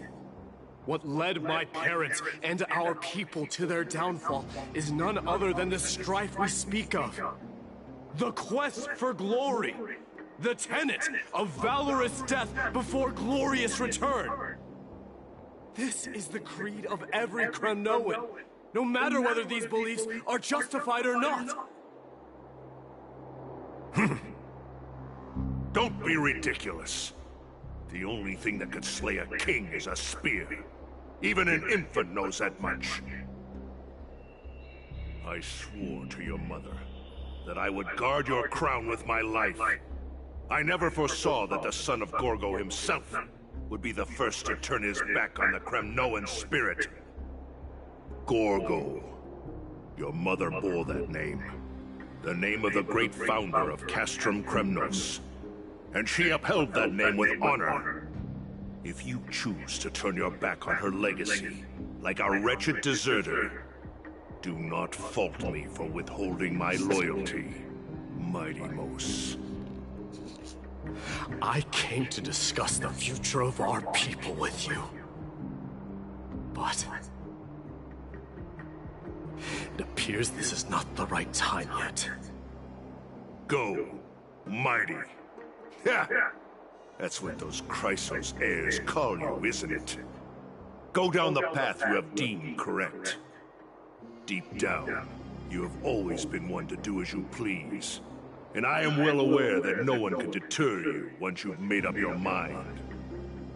But don't you ever dream of renouncing the traditions of Kremnos. We may reside in Akama now, but we remain eternally bound to strife by blood. Bloodlines no longer hold any significance in this era of destruction. My young lord, always bear this in mind. Never reveal your vulnerabilities to anyone. A lion should never dwell amidst its prey, especially when it wields power enough to dominate the entire hunting ground. Europon, the boy did nothing wrong! This is murder! Do not sully the noble name of Kremnos with the blood of an innocent child. You mustn't reveal your weaknesses to the enemy. Enough! My decision is final. We must use this child's life to preserve the soul of the great Nikador. We must save Castrum Kremnos. Don't be absurd! Those tiny hands lack the strength to even lift a spear. Do you truly believe him a threat to Castrum Kremnos? You'll be ending the bloodline of Kremnos if you do this. Our millennia-old glory will become nothing more than a joke. Have you forgotten that we Kremnoans place no value in bloodlines? It is through pure bloodshed and slaughter that the kings of Kremnos have ascended to the throne. As for our millennia-old glory, it has always been a joke in my eyes. Glorify it all you want, but it will not alter the nature of slaughter. Those who revel in it are but murderers. They are no more noble than the most monstrous beasts in Amphorius. God, enough with your words! Among all the kings of Kremnos, which one did not inherit the crown only after plucking it from the lifeless body of his father? But listen to yourself now. Do you truly believe you can cleanse the blood from your hands through mere words alone? Nay, quite the contrary. I will end this cycle of bloodshed. Starting with this child. With these blood-stained hands, I will end it all! Your failure is inevitable, Europe. You are just a coward who can only raise his blade against his own child! A beast that murders his own kin. King's Aegis and Empress of Kremnos! You cannot sit idly by and watch this atrocity unfold! If you consider yourselves the honorable sons and daughters of Gorgo, then take up your spears and join me in putting an end to this bloody charade! Does anyone else have any objections? If so, come forward with your spear and prove your mettle! Understood. 5, 4, 3. No one dare stand by my side. Cowards! Has that crown stripped you of your courage? 2.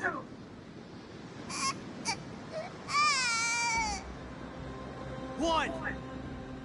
It appears there are no objections. Then, in accordance with the Kremnoan Council's principle of tacit consent, the decision is final. With all present as witnesses, this child shall descend into the Sea of Souls, where he will nourish the Lance of Fury and join the fallen heroes. May fate and the gods await your arrival. My son, Mighty-Mos. Stop! If you have more to say, then speak. On account of the life we have shared together, I grant you this one final chance. With the Blade of Fury above us and the Council bearing witness, I, Gorgo, hereby move to challenge the crown in accordance with the laws of Kremnos. O unworthy king, in the name of the Council of Elders, I demand that you duel me! Very well. We shall see who the Kremnoan blade strikes down. Mighty-Mos, my son. They all tell me to forget. But how could I ever? The son of Gorgo will be crowned in blood. If there is no Kremnos without the crown, then I shall seize the crown and smash it to pieces to bring the people to their senses.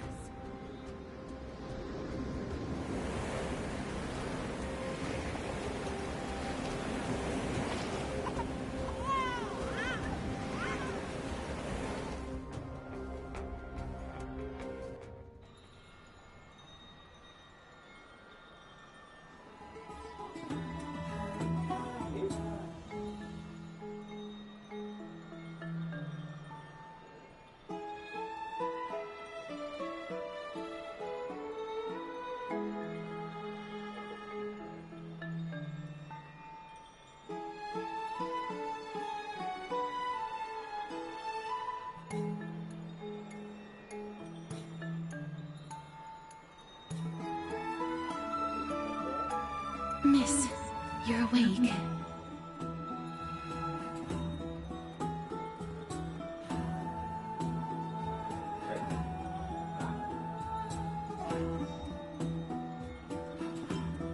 That's a complicated question. I'm not sure I can answer that.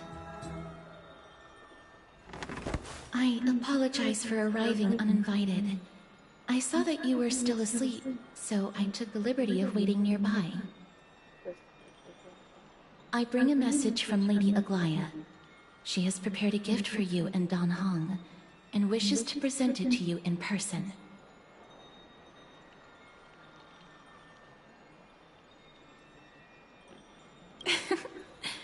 I'm glad you're in good spirits. All right, let's set off.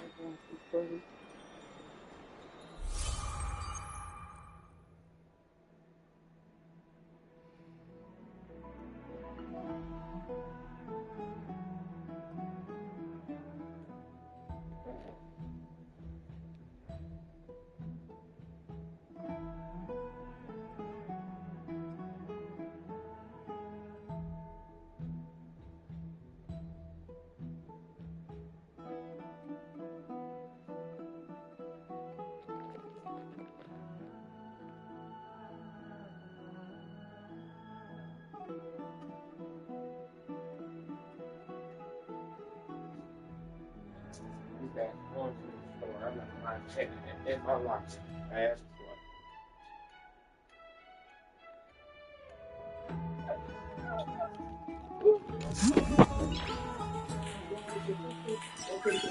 You have to work. Can't go. Can't be going this weekend. I can't go. I'll be at work. The baths are bustling. Now that Nikador has fallen, the soldiers in the city can finally catch a break. I don't know how long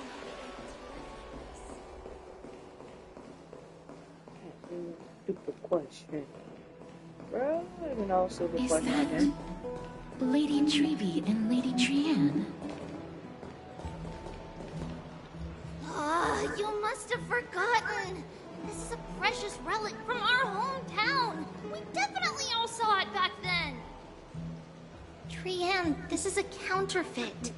We both know it's impossible for something this fragile to have survived all those years in one piece. Nothing is impossible. We are fragile too, but we still got through those sad times. Ugh, look at that color, and how it glitters in the light. It's exactly as we remember it. I want you to buy it. If someone else gets to it before us, we'll miss our chance forever. Calm down, Trianne. You need rest. Please, there's no need to fret. If you need more time to make a decision, I can put this aside for you until tomorrow. Or until you're ready? No, it's all right. Trianne is just... She'll come to her senses tomorrow. We'll be off first. Trianne is just... what? Trianne is super mad, that's what! You've forgotten all about Mama!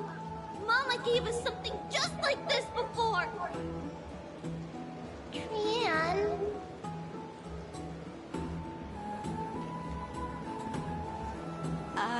See you tomorrow? I hope you two patch things up soon. See you tomorrow. May the winds of fortune bless you.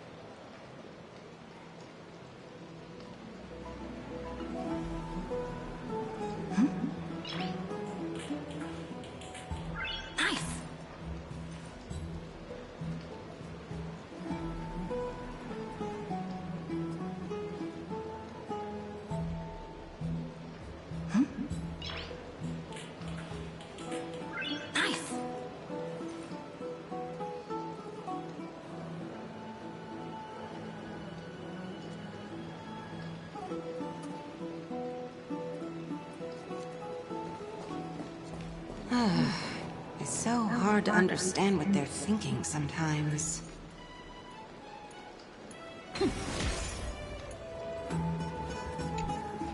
Excuse me, if you don't mind, could you tell me what Lady Treby and Lady Trienne were discussing just now? Oh, it's Miss Casterus. It's been a while. Well, honestly, I'm not quite sure myself. See, I have a little hobby of collecting handicrafts. Some time ago, I found this trinket being sold at the Memorial Market, and bought it to use as decoration at my stall. When Lady Treby and Lady Trienne walked by earlier, Lady Trienne happened to catch sight of it, and promptly insisted that it was a precious memento from her hometown. But Lady Treby believed it to be a counterfeit. She said it couldn't possibly be from Yanisopolis. The likelihood of such fragile glassware surviving the Chrysos War is simply too low. For some reason, Lady Trienne became awfully upset after hearing that. I see. Madam, would you mind selling this trinket to me? Certainly. It's just... if it truly is a relic from Yanisopolis, it could be worth a small fortune. Miss Casterus, I'm running a business here after all, so... I understand. Feel free to name your price.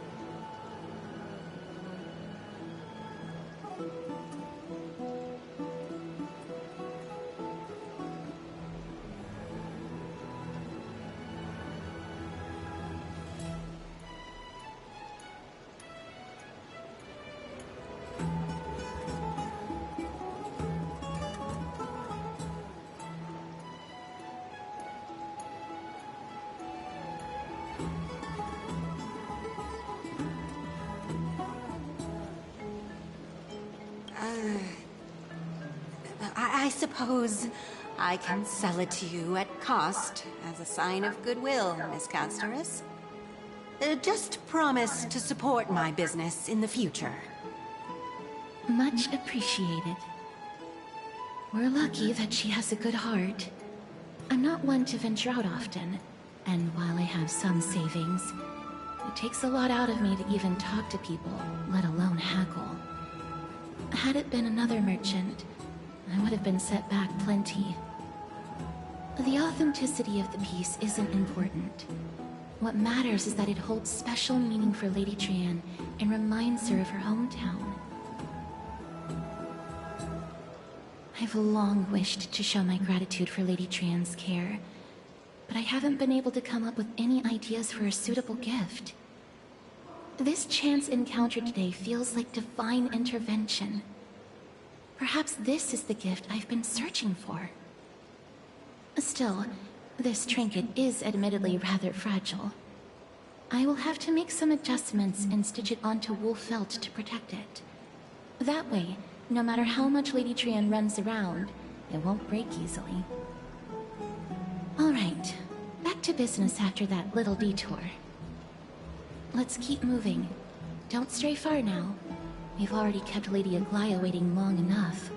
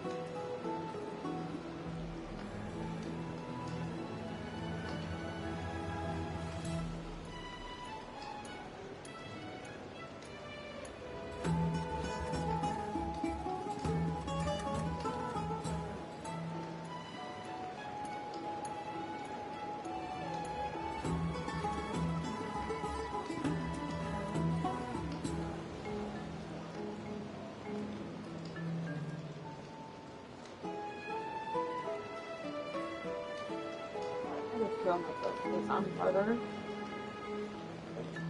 Don't need for I can do this, I can do that, I just listen. I'm serious about everything of my life.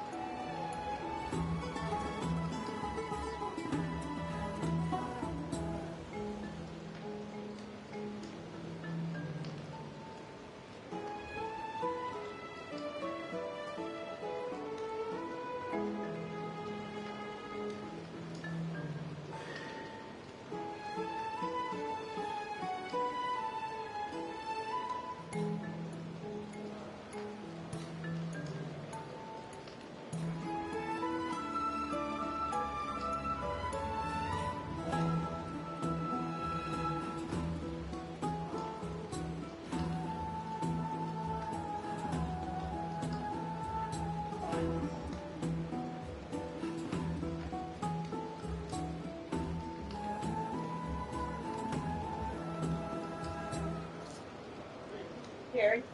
Go work tomorrow? Yes. Yes. Alright. You gonna be able to get a ride tomorrow? From work? We'll call your mother.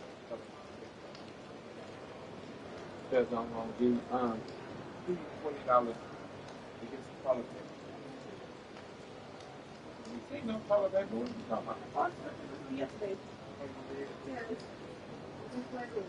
Oh, I was gonna give you $20 to get some toilet paper. So. I know I ain't gonna be able to take it to the store. I work. That's an hour.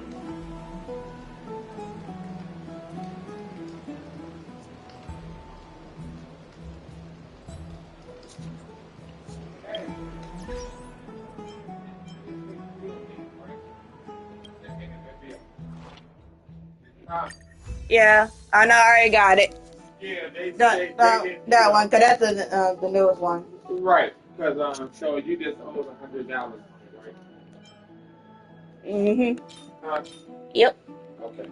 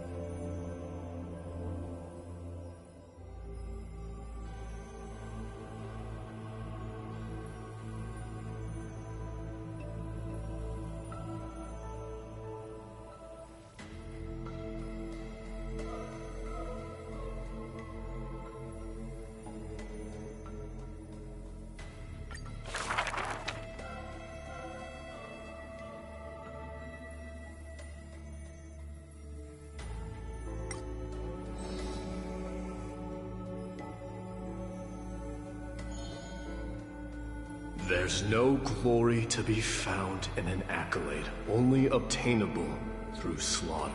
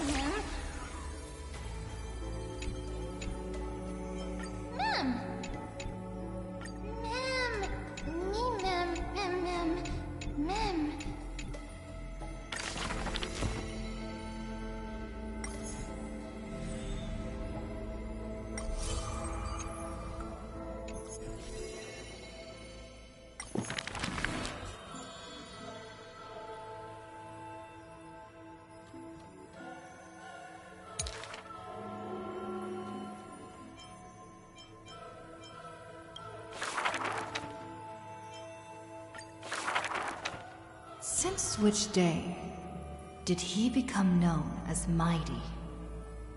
His strength rivals all lands, but the man pays it no heed. For only the authority of a king can end another king, and only strife can end strife. The torrent of conquest crosses the barrens, yet with Homeland's blood, it is destined to be stained. None dare to shake his hand in greeting, for his hands burn as the blazing sun, soaked in the might of the flames. What a mighty feat it is. In the aftermath of defeat, the man digs graves for the deceased soldiers, burying thousands with his own hands. In that fight, he crushed all invading blades with his fists. A body immortal may never fall, but tears of pain in his heart still flow. His years of drifting made him detest water's waves. But in Idonia's blizzards he once did cry, a tear shed among the storm and frost that bloomed into a lily stained with blood. Like in time, the entire world will turn to ash.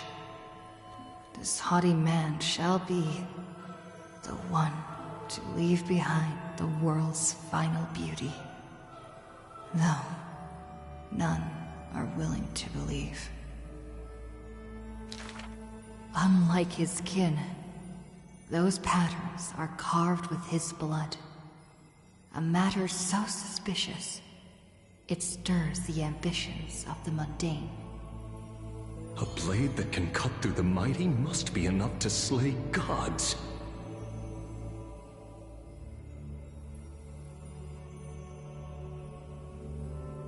Do not let your enemy notice that you are bleeding, and thus convince them that you are someone unsurpassed, a warrior supreme.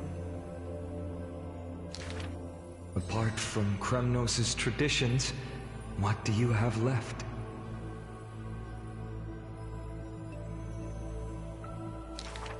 The man goes silent and still, his gaze burning into the horizon, looking for a distant past.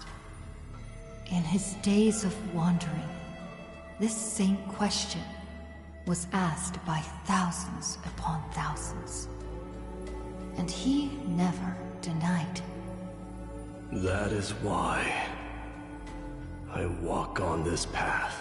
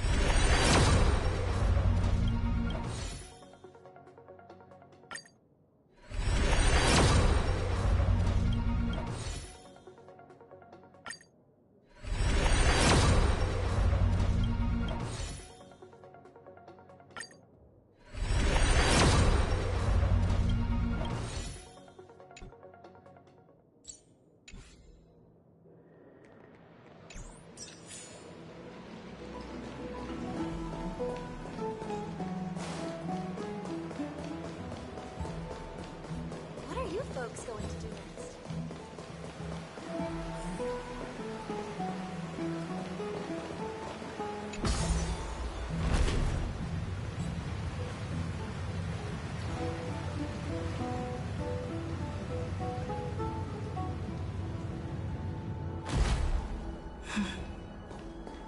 It seems your friend arrived before us.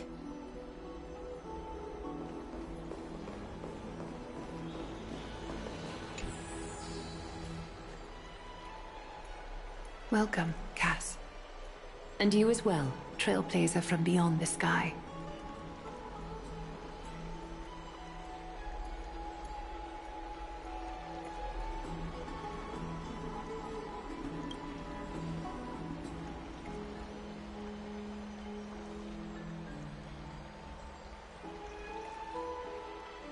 For all that has happened, it was never our intention to drag you two into the battle against Nikador and jeopardize your safety. To express our gratitude for your kind, trailblazing endeavors, we would like to present you with the highest honor of Akima. This is the Dew of Divine Blood, brewed from crops nourished by the blood of the Titans. It is said that only 12 bottles existed. The last 3 bottles are now being kept in the treasure vault of Akima. Back in the days of prosperity, cities fortunate enough to acquire it regarded it as one of the greatest treasures ever. Unsealing it during a ceremony held in honor of 2 cities' diplomatic ties was the highest form of respect one could show the other. And now, in keeping with tradition, Akima dedicates this drink to our esteemed guests from beyond the sky, in appreciation of what you have done for us.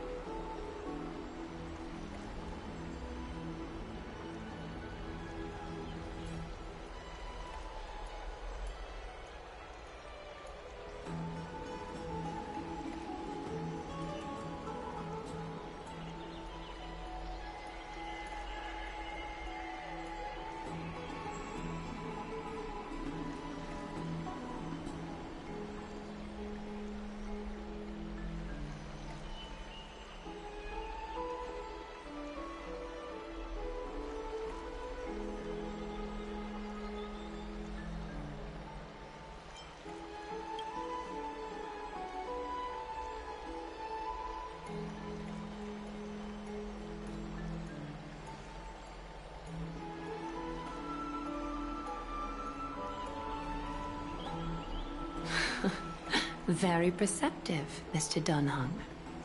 Your heroic deeds have proven that you come in good faith. With the Dew of Divine Blood as testament, we wish to forge an alliance with the Trailblazers.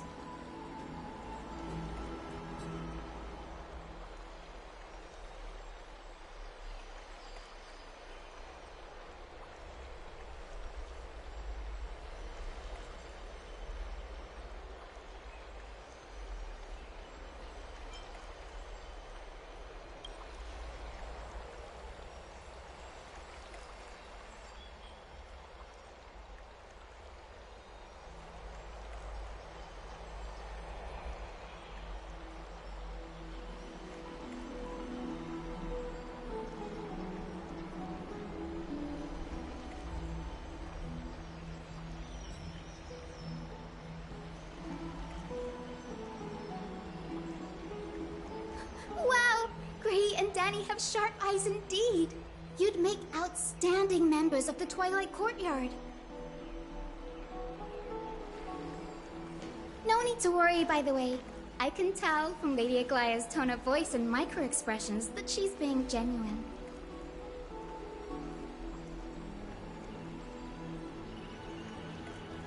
Not only are you guests from beyond the sky, but you've also done so much for Akima.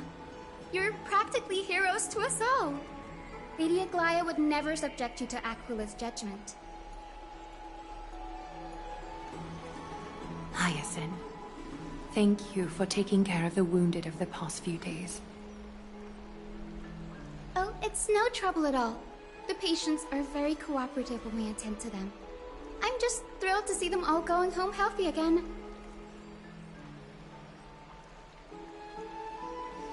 Oh, it's Cassie! Oh, I've missed you.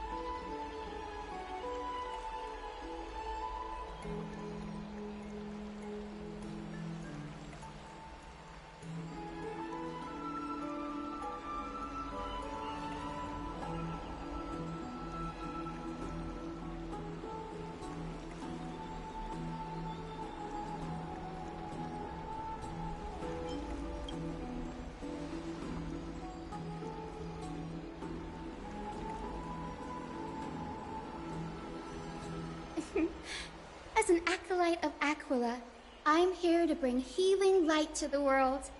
Plus, I've heard you're also children of the distant skies. Fate must have brought us together. Can we be friends? I'd love to hear your tales of the sky. And oh, it's a rare occasion that Akama presents such an invaluable gift to guests. Lady Aglaya, may I have the honor of tasting it too? Of course you may. Esteemed guests of Akama, please believe me when I say that this gift carries no hidden agendas. As for the matter of the Alliance, you need not give me an answer here and now.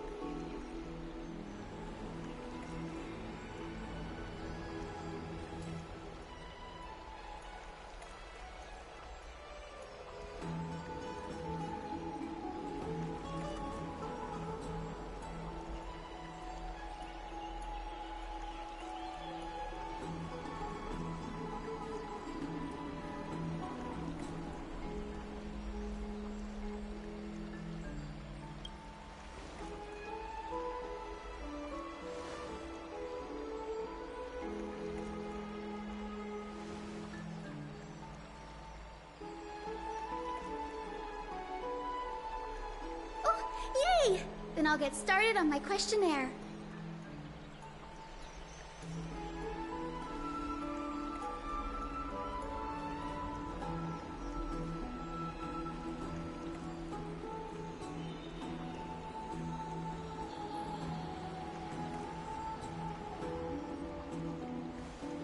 Allow me to do the honors. This young lady is Hyacinth, assistant lecturer of the new sporists at the Grove of Epiphany and head nurse at the medical institution known as the Twilight Courtyard. Many of the Chrysos heirs suffered injuries during Nikador's attack on Akama, so the Grove sent Lady Hyacinth to treat the wounded in Akama.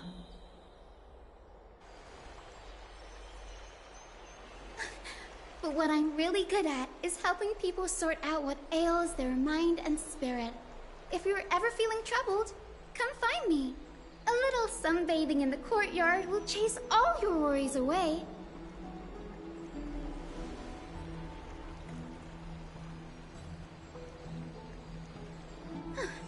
Well, it looks like everything's sorted out now. The patients have also all recovered. I think it's time for me to head back, Lady Aglaya. I would love to keep you in Akama for a few more days, but I would hate to provoke the ire of the Grove. As it happens, Akama intends to send a messenger to the Grove for updates about the research on the Black Tide. We also want to communicate our desire to discuss the retrieval of Circe's core flame at the earliest convenience.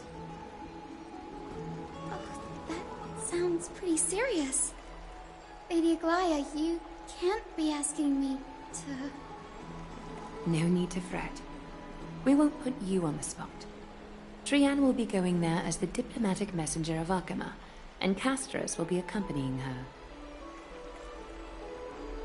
I happen to have a few questions for Professor Anaxa as well, regarding the missing Titan Thanatos.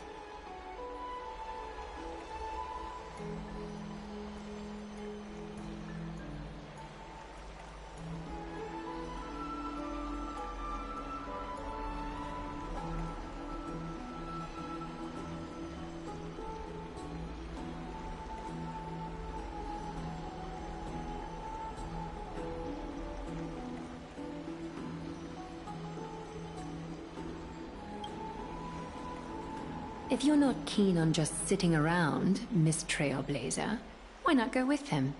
The Grove is a picturesque place, perfect for sightseeing. That's a wonderful suggestion. Come visit the Grove, Grey. I'd be delighted to show you around.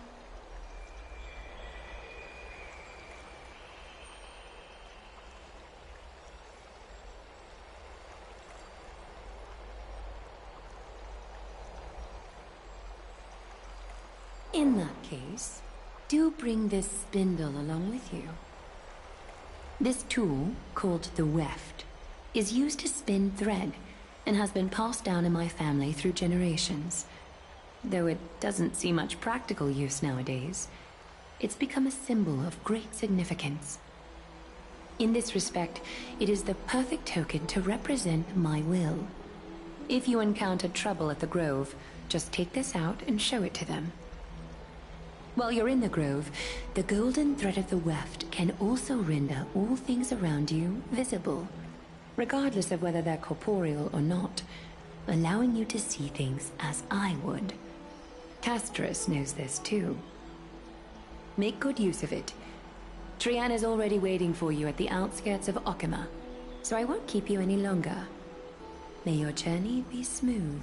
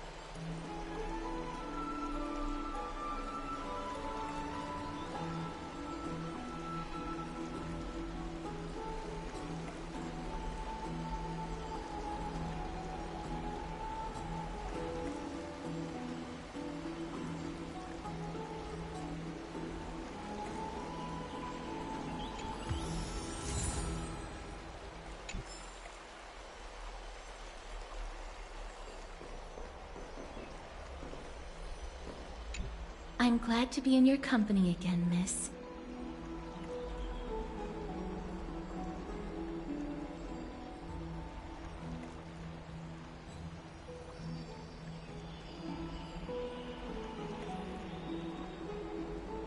Thanatos controls my fate, in a sense. The curse I bear came from them. And they have something of mine. Something of great importance that I must get back from them. When I was studying at the Grove alongside Phainon and the others, Professor Anaxa was responsible for teaching us about the Chrysos heirs and the Titans. That's also when I met Miss Hyacinth. She was Anaxa's teaching assistant then. The Grove of Epiphany is Akima's partner academy. They look after the core flame of Circes and are the organization at the forefront of researching phenomena such as the Black Tide and the Titans. They also provide academic research support for the Flame Chase journey. Several Chrysos heirs are based in the Grove, including Miss Hyacinth and Professor Anaxa.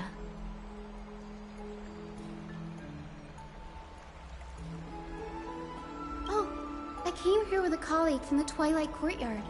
I've asked her to pack her luggage in advance, so she's already waiting for us by the city gates. Let's go meet up with her.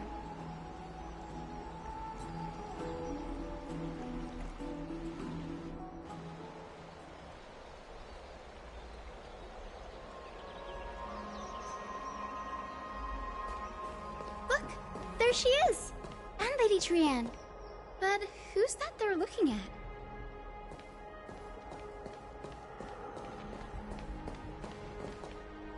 Did something happen, Clementine?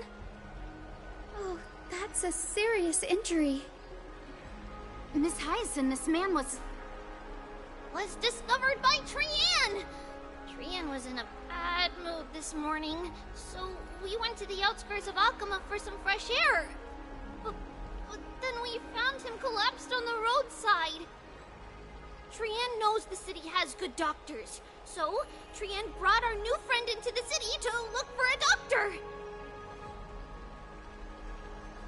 I was waiting here for Miss Hyacinth when I bumped into Lady Trian. But by then, this man was already in critical condition, so I had to perform some emergency treatment first.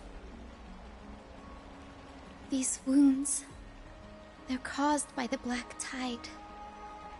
This is bad. Clementine, prepare a ward for this man at once. I'll treat him myself. It's a miracle he's still alive, considering how badly the black tide injured him. Gray, Cassie, and Trian, would you mind making your way to the grove first? Once this man is out of danger, Clementine and I will join you.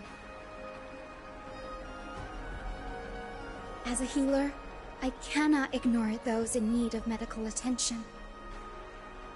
I understand. May fate have mercy on this poor man. Trian believes he'll get better. Everybody, follow Trian! Fly, fly, fly away from Akama!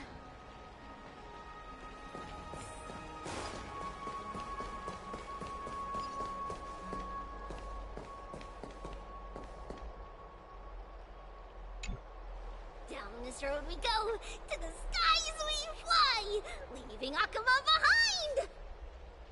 Little Cass, little Gray, are you ready? You might not be aware of this, but using the sentry gate takes a significant toll on Lady Trian.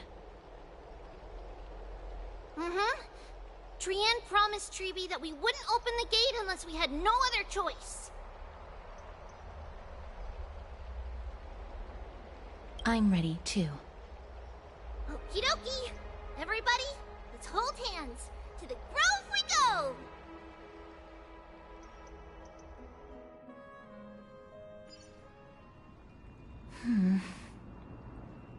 It's harder than I thought to sew gemstones onto Wolfeld. Cass, memmy, memmy, mem. Memmy, mem, mem, mem.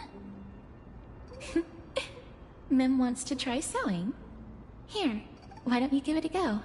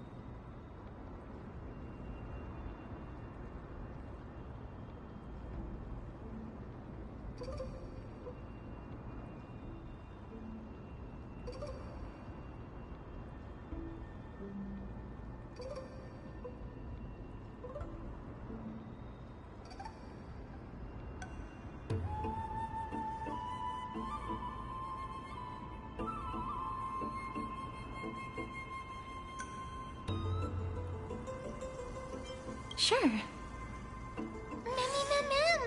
Mem, cheer, mem. Oh, this is amazing. It seems as if their voice has become more intelligible after the battle with Nikador. After spending the last few days together, I feel like I'm gradually gaining the ability to understand what they're saying. Even if it's just a little.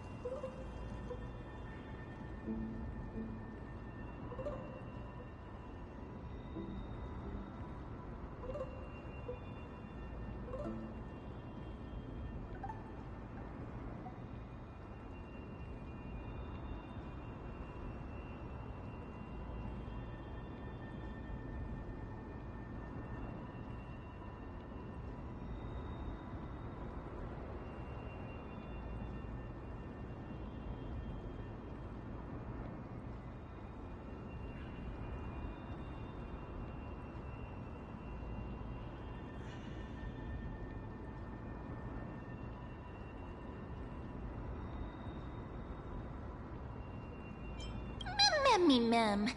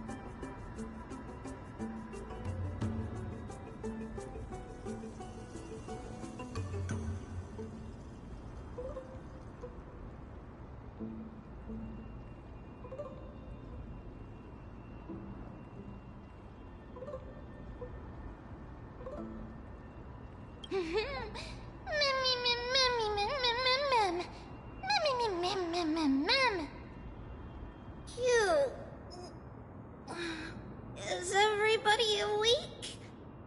Little Gray, little Cass, and a little pink puppy? Puppy? Mem mem mem mem mem. Mem mem mem mem mem mem mem. It's already action hour. Lady Trianne, I hope you're well rested. You were talking in your sleep. Did you dream of many things? Sleep talking? What did Trianne say? Something like, Mommy, doll with sword, let's fight together. We'll be brave. Ugh, it's so embarrassing. Please don't make fun of Trianne. Of course not. Wasn't Lady Trian's mother also the Holy Maiden of Yanisopolis? Uh-huh.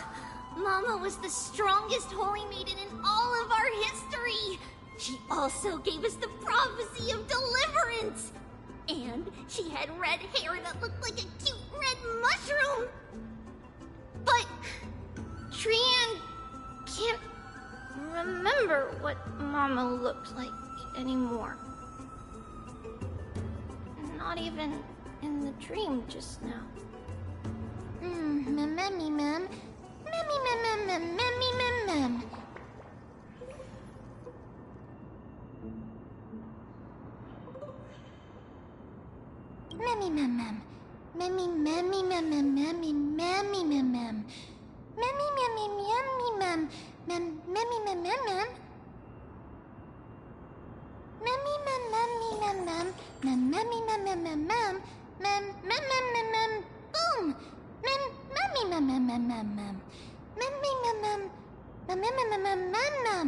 Mem. Trian thinks that's a great idea. Can the pink puppy help Trian out? Yay!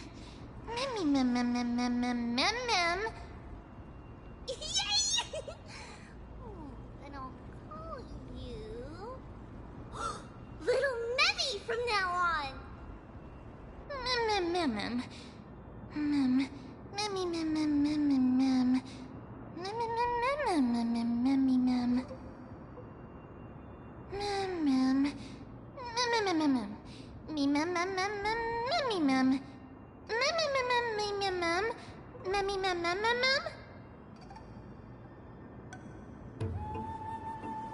Okie dokie. Trian remembers that we need to help Aggie ask the big tree whether Cersei's would be willing to visit Akama. If we follow this woven trail and keep going upward, we'll reach the grove in no time.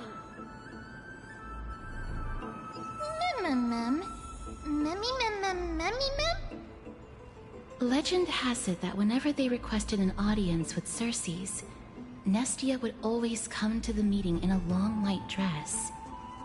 As the warps and wefts of the dress came into contact with the ground, they turned into paths and stairs. May this romantic path bring good tidings to Akama.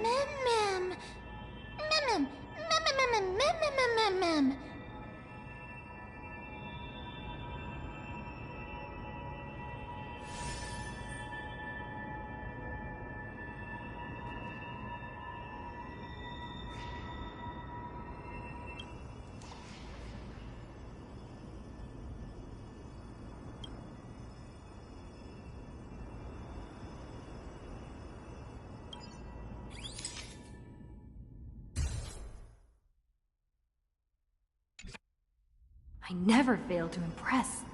This photo deserves an award.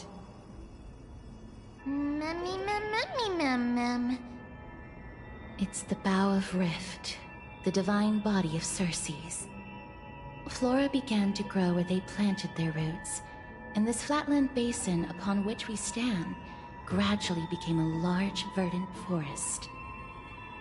A long time ago, Felicis, the first scholar, led the masses to build a garden and courtyard in the forest, naming the site the Grove of Epiphany.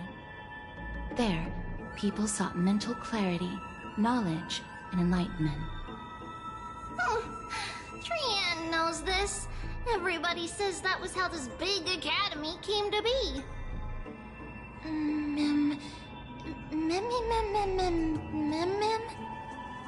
Something feels off. The Grove has always welcomed scholars. So too would Circe's give us her delicate leaves and extend her branches in greeting. Yet, it seems both the Grove's messengers and the Titan are indifferent to our arrival.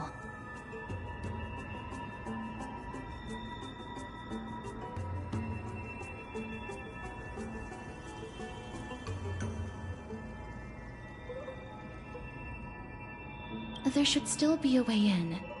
I'm just a little surprised. Maybe everybody's still asleep because classes haven't started yet. They don't want to be disturbed, so they shut the entrance.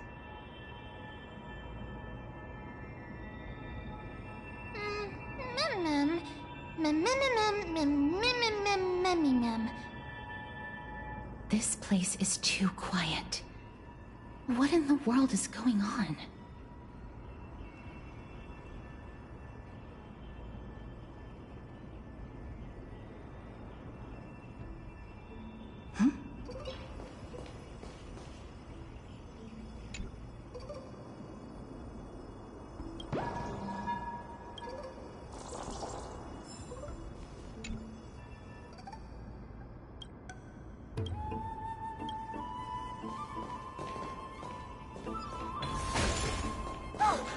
Trian found it! Everybody, fly across to the other... The entrance on the other side. Where could it be?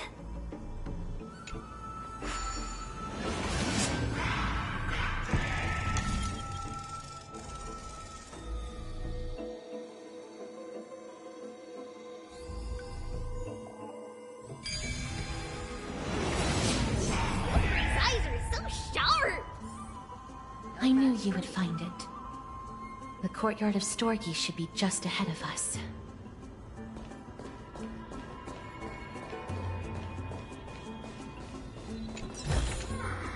Looks good.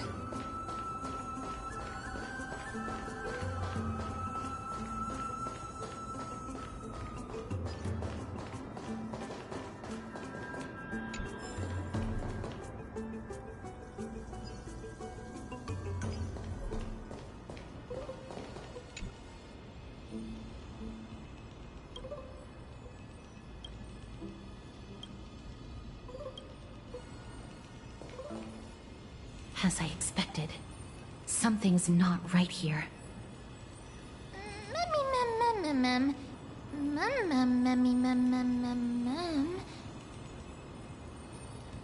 Not to mention that this whole place is also eerily quiet.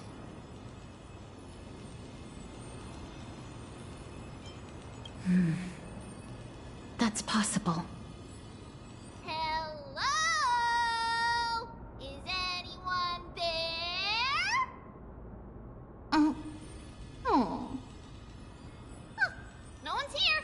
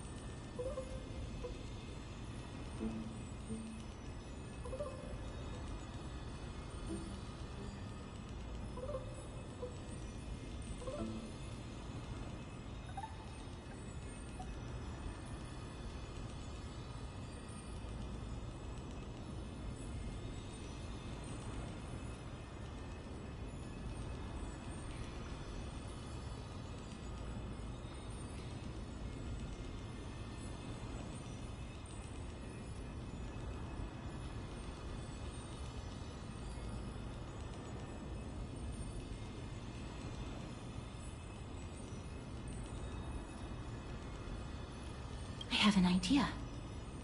Lady Trienne, could you lend me that golden spindle?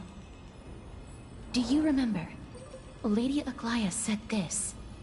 While you're in the grove, the golden thread of the weft can also render all things around you visible, regardless of whether they're corporeal or not. This is achievable because the grove is not only where the roots of Circes are, but also where the chrysalis of gold manifests. Oh, Nestia, with the weft as my vow, I beseech you, entwine my body with your golden thread and affection.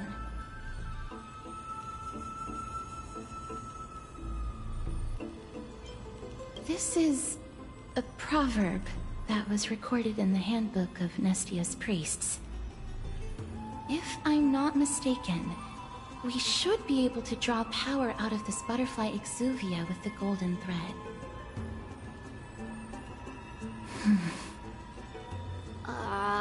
There isn't a reaction. Did it not work? But that shouldn't be. Mem. Is that a white dryad?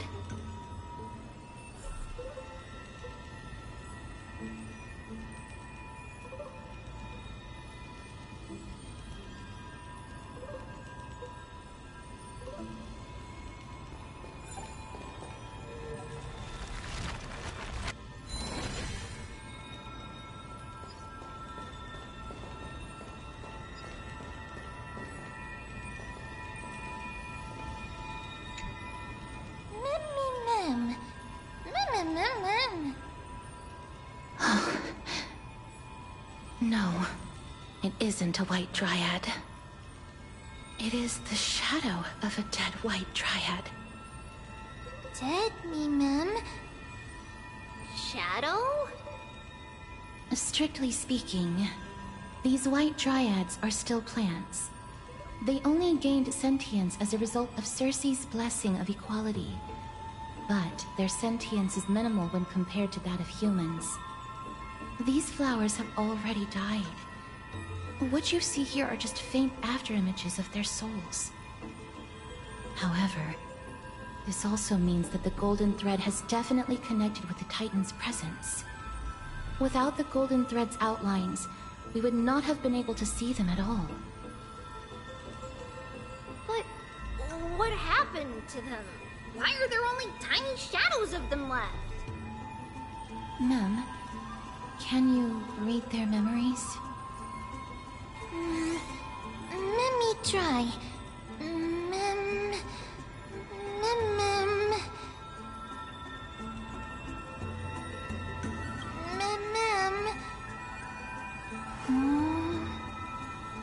Black cloak. Mem. Sword.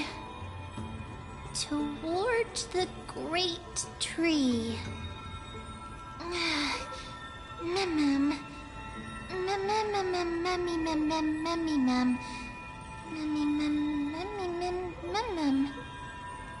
I have a bad feeling about this. The deathly fog of Thanatos is fast approaching. Oh! Trianne will be on high alert!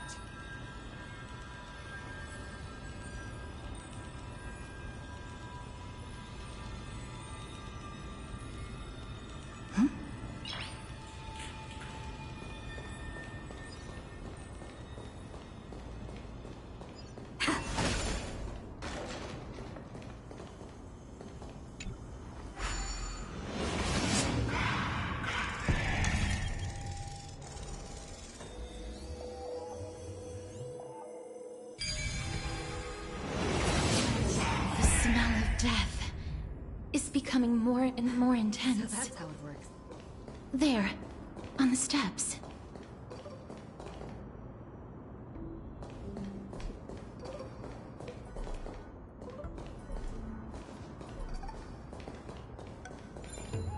This looks really scary.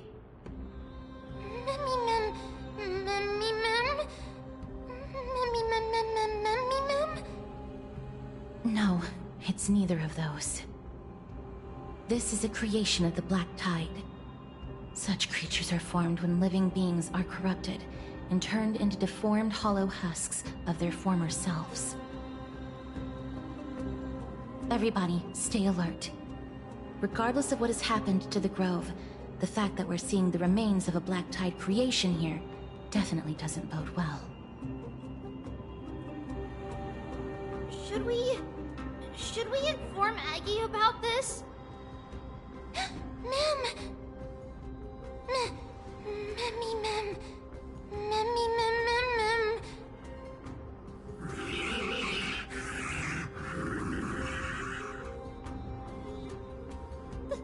The monster is alive! Trianne will protect everybody! Trianne, please hide behind us. Miss, let's do this.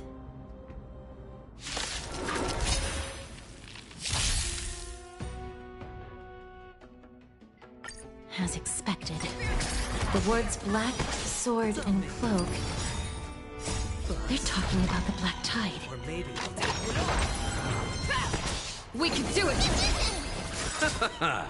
The dead return!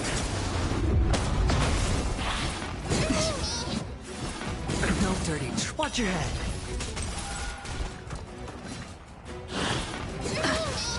Bloom. Repay. Never hesitate! Too close. Forever triumphant! Victory is inevitable!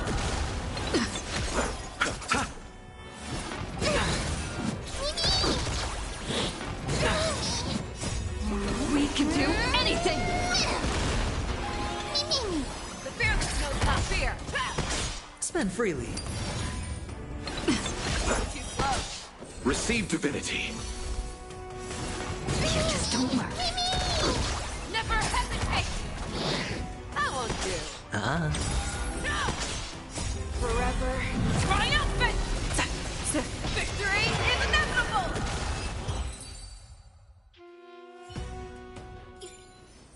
You defeated it! Little Gray, little Cass, you're so strong!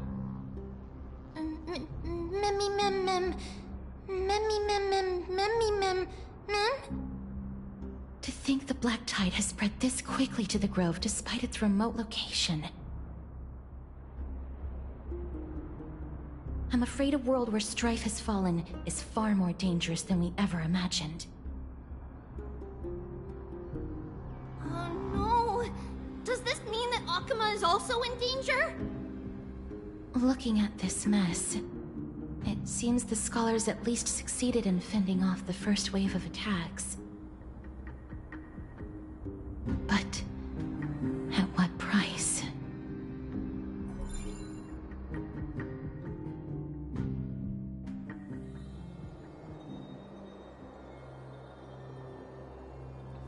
Lady Aglaya? After a few days of surgeries, both major and minor, we were able to save the life of that patient found on the outskirts of Akama. Thank you again, Hyacinth, for your hard work. The scarring of his organs was especially severe, a result of the Black Tide's corruption. It's a miracle he's even survived. I can't say for sure when he'll regain consciousness. Don't stress yourself out over this. You've already done everything in your power to save him. There's no need to hurry to the Grove either. You deserve a good rest now. Tribi, I have some things to tell you as well. There's something strange about where that patient came from. He is not Akaman. The way the stitches on his clothes are hidden is quite unique. Such craftsmanship is undeniably from the Grove. The Grove? You mean... Now that I think about it, Castorus and the rest should have arrived at the Grove by now. Trian just got in contact. The Black Tide has invaded the Grove. We haven't detected any survivors, even with the help of the Golden Thread. What should we do, Haggy? The Black Tide is posing an even greater risk to us now. I did not expect the Grove to be the first to be impacted, though. Can they tell where the core flame is right now? We see it. The core flame is still there, but... But... what? But they can't say for sure whether the Titan has also been corrupted by the Black Tide. Please let them know that for now, the most pressing task is to identify the core flame and transfer it to a safe place as quickly as possible. We must also search for survivors and find out exactly what happened to the Grove. Oh, and find Anaxa. Unless something went terribly wrong, he should still be alive. They've set off. Please, stay safe, everyone. I pray for their safety too. Aggie, how do you know that Anaxa is still alive? I know that man all too well. If that blasphemous performer knew that he was not long for this world, he would most certainly try to seize the core flame and drag the Titan down with him. Is this a joke as well? No, I'm being serious this time. We're facing threats from both within and without Akama. The merciless carnage may have ceased, but Akima's nemesis continues to sharpen their blades even now. They may have even prepared the gallows from which to hang us already. You mean... Even if the divine authority of strife is as yet unclaimed, the Black Tide is advancing more rapidly than I expected. I fear this tragedy is more than a mere natural disaster. Alas, it's too late. The Council will likely take this opportunity to do something... I will try to keep this under wraps for now. But you must also take care and be prepared for anything that may happen. All right. Should I inform Hyacinth about this? Not for now.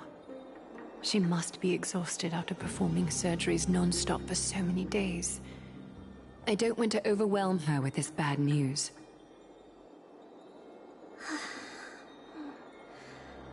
We can only hope that the Grove weathers this crisis with as many survivors as possible.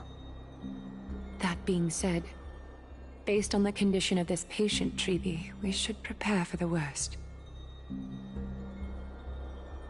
It's likely he is the only one who managed to escape from the Grove against all odds.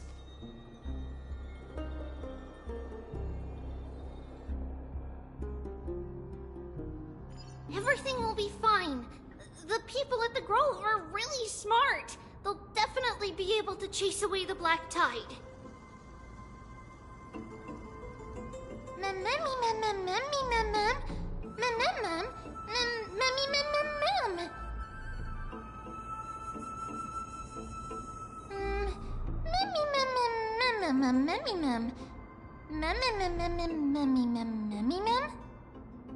How should I put it?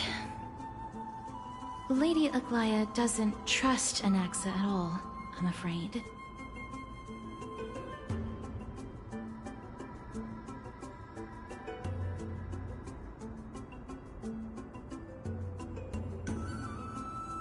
Despite being a Chrysosaur, Anaxa resolutely believes that Titans and prophecies are a load of nonsense. During our regular citizens' assemblies, he always votes to oppose the Flame Chase journey. Mem? Memmy mem mem mem? Memmy mem memmy mem mem mem memmy mem mem!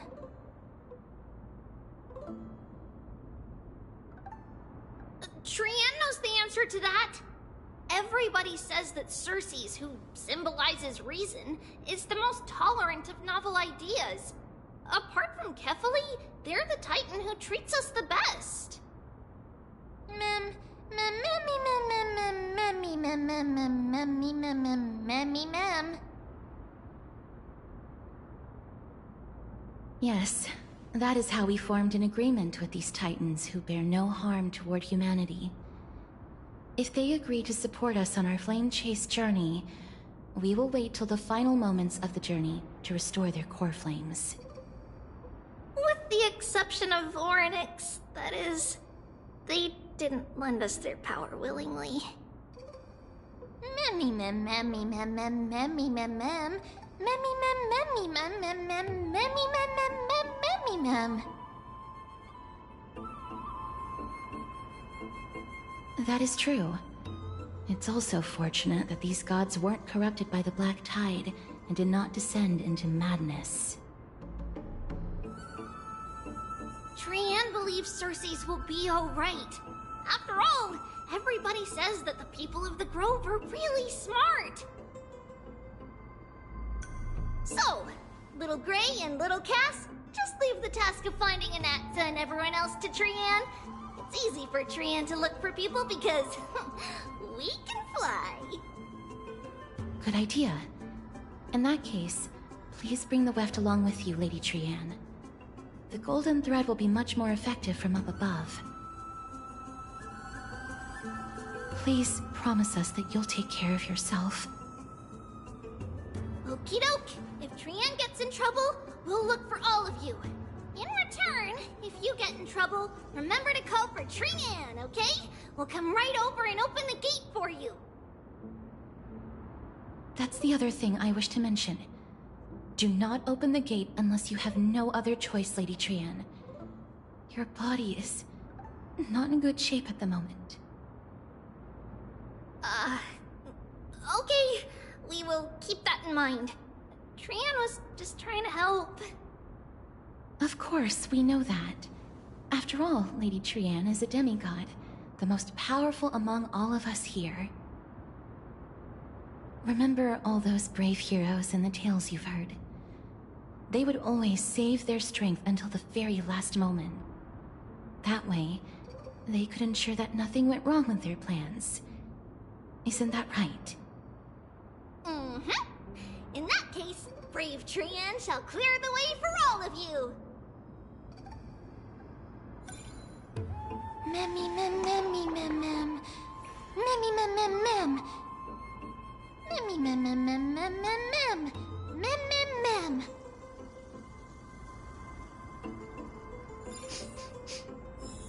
Memmy mem mem mem. So many monsters. Memmy mem mem memmy mem. Memmy mem.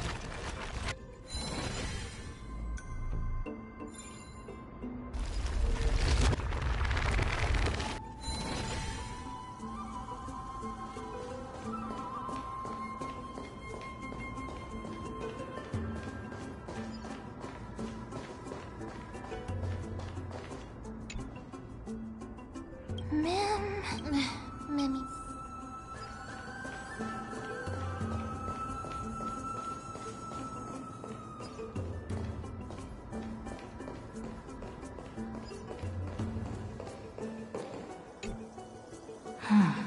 It's locked. I can't open it. It was probably sealed in order to ward off the black tide.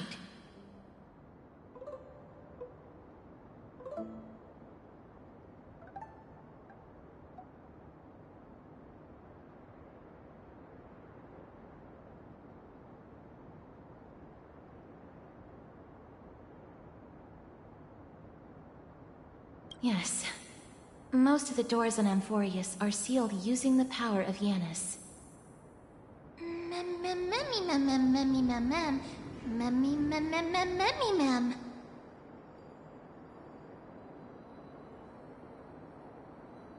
Are you serious? Just a mere door, and your first instinct is to call on the gods? Mimi! Before you try unlocking the door, perhaps you should first find a way to clear the fog that clouds your vision. Mimi! Mem? My name is Anaxagoras, one of the 7 sages of the Grove of Epiphany, and the founder of the New Sporists. Before we go any further, rule number 1. Do not call me Anaxa.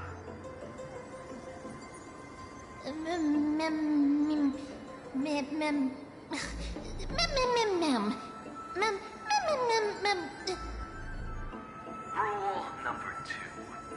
Never interrupt me. Silence is golden.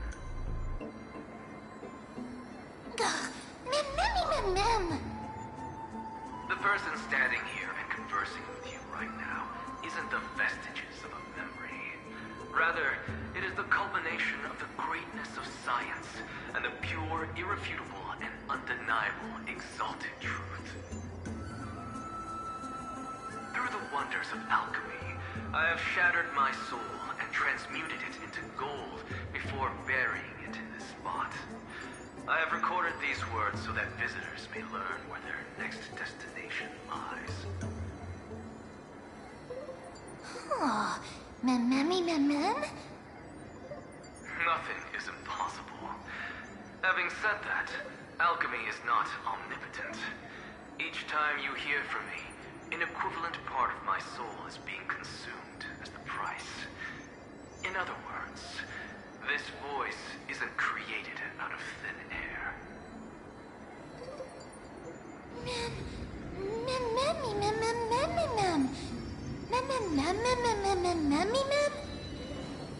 That's because my precise calculations account for every possibility. I also know that you have already discovered the cause of the calamity at the Grove, the Black Tide, and that you mistakenly believe that the scholars have been wiped.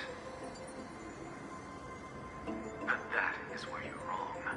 While the Black Tide was still approaching the Grove, the sages found a way to evacuate the vast majority of the scholars. They are heading toward the holy city of Akama as we speak. Only a small fraction of the scholars stayed behind with me to defend the Grove. If all goes well, Circe's core flame will reach Akama before long. But since you have accessed this message, something unforeseen must have occurred. For now, you should continue onward to the Luminary Throne, where you may retrieve the core flame. And our mortal remains. And now, the objective is complete. That is all.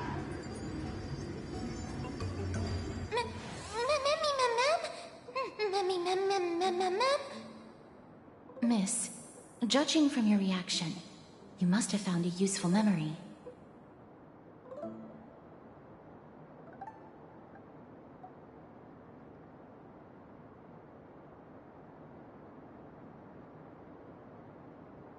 Professor Anaxa? That's a lot to digest at once. I'm sorry. Please give me some time.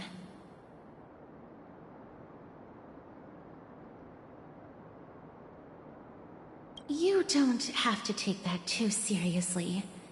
For some reason, he's especially particular about his full name. Professor Anaxa theorizes that all beings originate from the same source and have a similar composition, which in this case refers to the soul. He calls this theory Nesporism. It is an extremely complicated theory. You should get him to explain it himself if you're interested. Provided that he is still alive.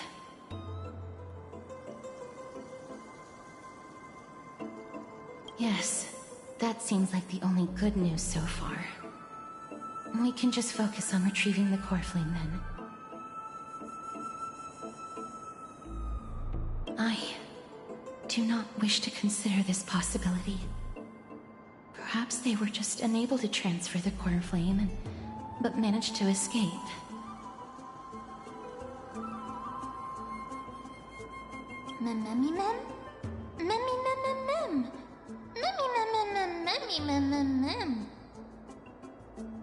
It is located at the top of the giant tree, and is where Circe's core flame is kept. According to Anaxa, the core flame should still be there.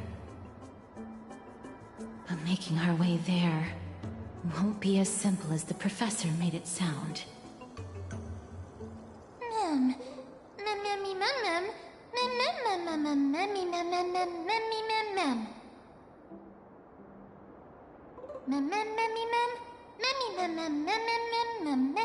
All right. Right. Let's see whether he left any similar directions for us along the way.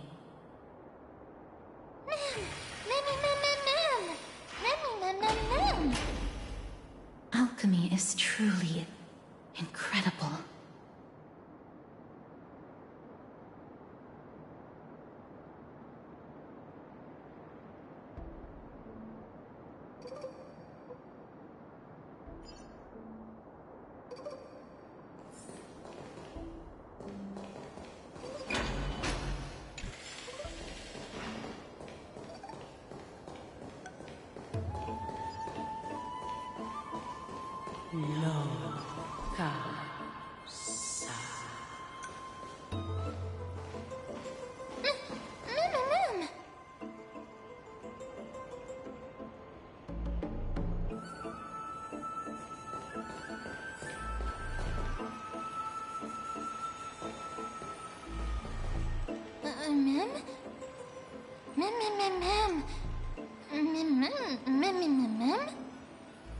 No, you didn't imagine it. I heard it as well. I'm afraid that someone's probably nearby, as we are unable to ascertain whether they are friend or foe. We better remain cautious.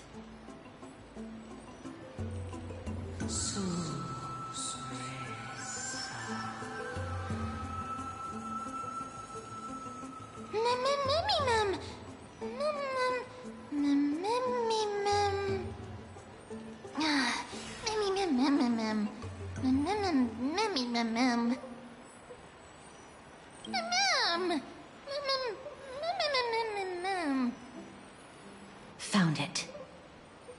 The voice is coming from over there.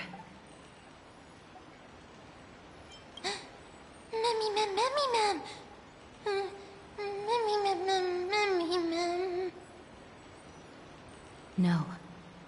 It seems to be coming from somewhere even further that way.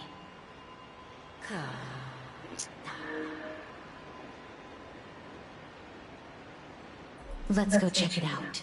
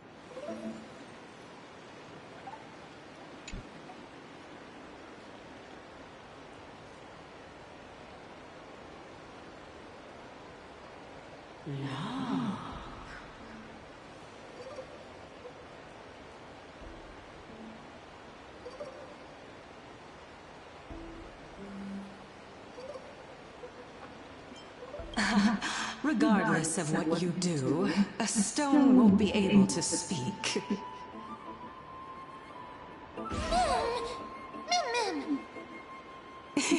Such a lively little bunny. You even smell a little familiar.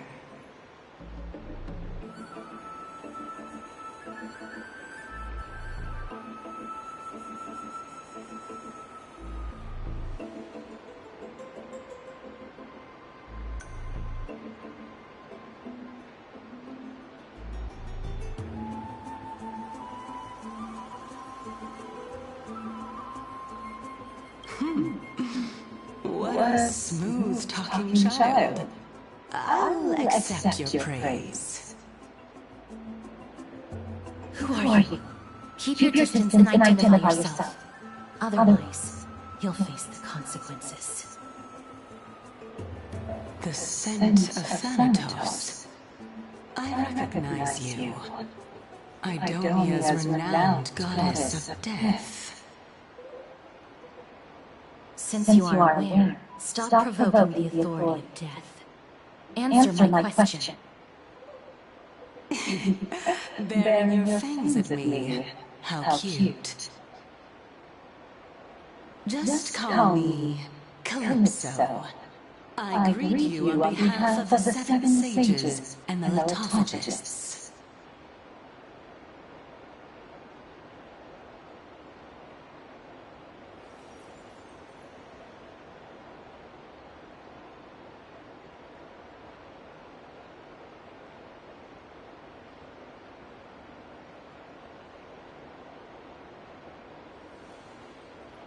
Be careful. Even if the head of the Lotophagus has never shown your true identity before, we shouldn't trust this person so easily. The Weft could not detect her presence just now. That would be out of the ordinary if she were truly a phantom body. But if she is someone who has passed on, I should be able to tell. Let me test her. Do you mind if I join your private conversation? That would be rather inappropriate for someone who isn't even willing to reveal their real self. Forget it. However, I'm going to ask you some questions. Please answer them truthfully. If you can do so without hesitation, we won't treat you as an enemy for the time being. A pop quiz? Well, that sparks my interest. Go ahead. What was the topic for the grand finals of the 752nd Great Debate? Is a flying arrow in motion or at rest? Who was your representative? Medea. She went up against Phainon of the New Forests. Who won? Nobody won because the 752nd Great Debate never took place. What I just mentioned happened during the previous debate. Phainon emerged victorious and obtained his 10th consecutive debate wreath. Also, to alleviate your worries, I shall provide you with a piece of information that's more valuable than the Great Debate. Anaxa the Noose Forest is still alive. I saved him, and he is now recuperating at the Luminary Throne. So, are you satisfied with my answers?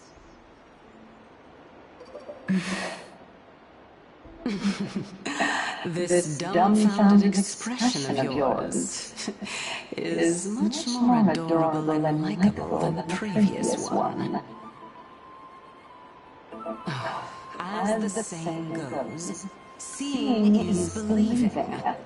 Why don't you follow me to the throne and take a look for yourself? I'll keep my eyes on you at all times. Oh, that's truly an honor.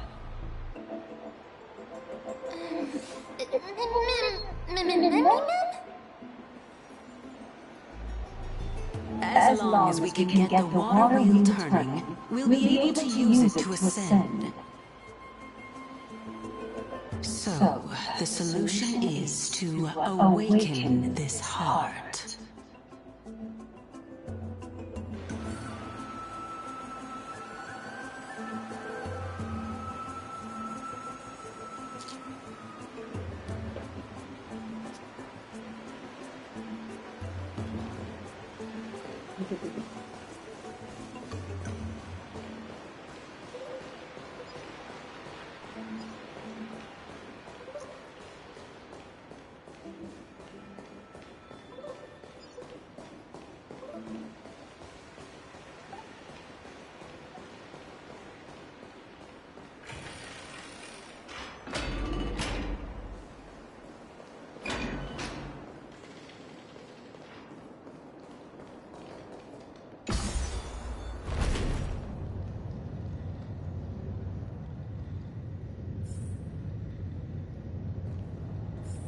Is that the Chamber of Purifying Tears?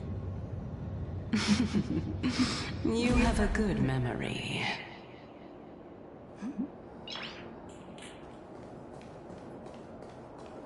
Why exactly did you bring us here?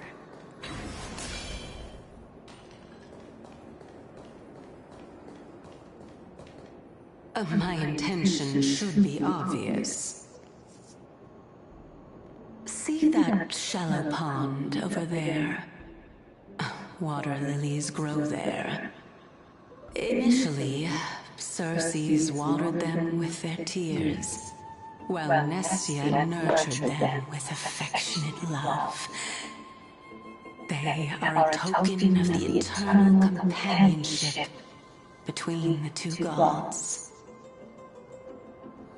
All the two of you have to do is to cross the deep well and retrieve the golden bough of vows for me.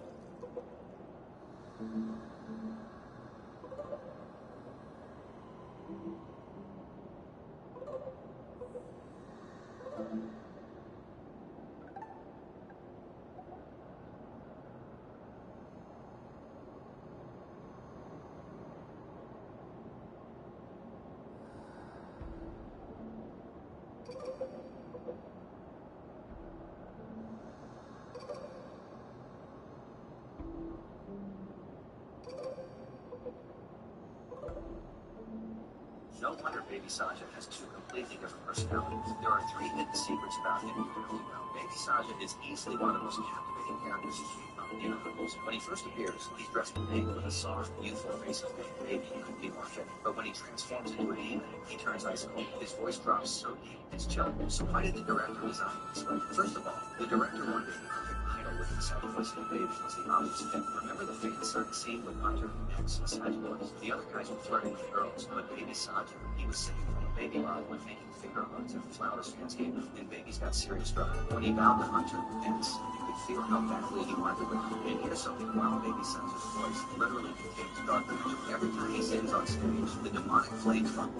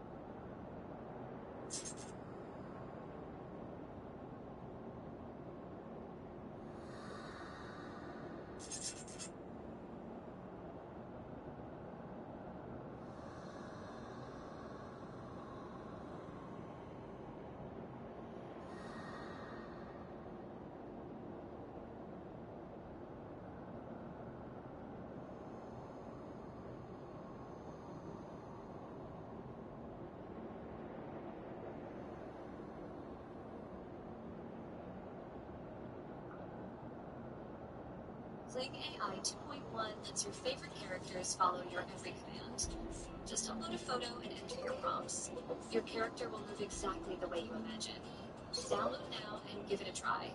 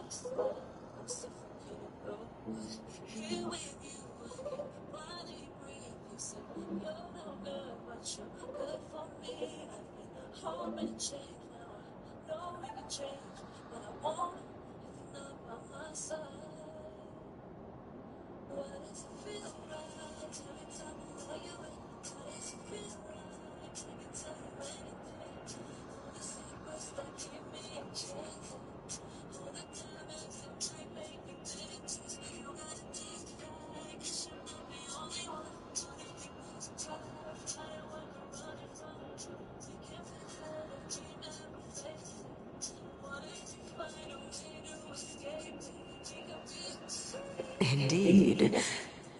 Could it be that you actually do not know how to proceed?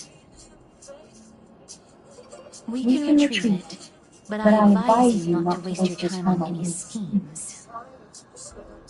Oh my. I'm helping you to eliminate your worries and obstacles, and yet I receive nothing in return.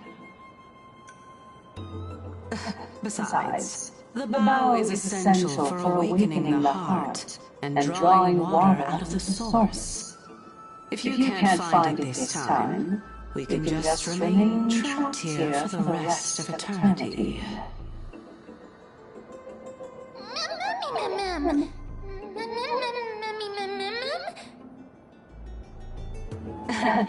You're overthinking things. We're all in the same boat. Although it would be absurd to say that I have no other motives. Since you brought it up, I might as well take this chance to explain. I'm simply making use of this opportunity to see what you two are made of. So, is that truthful enough for you?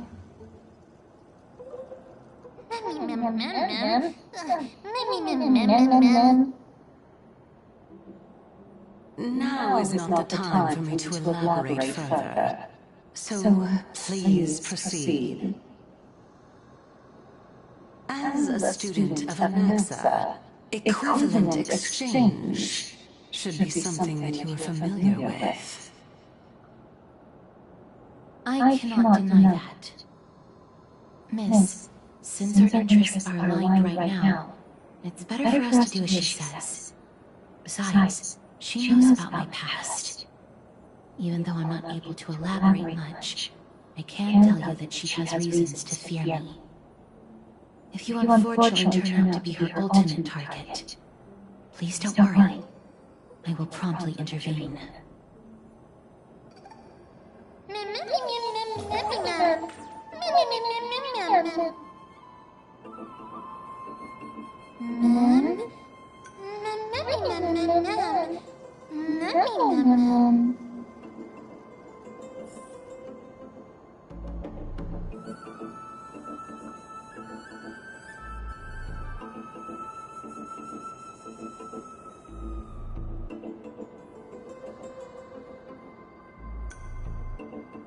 Huh?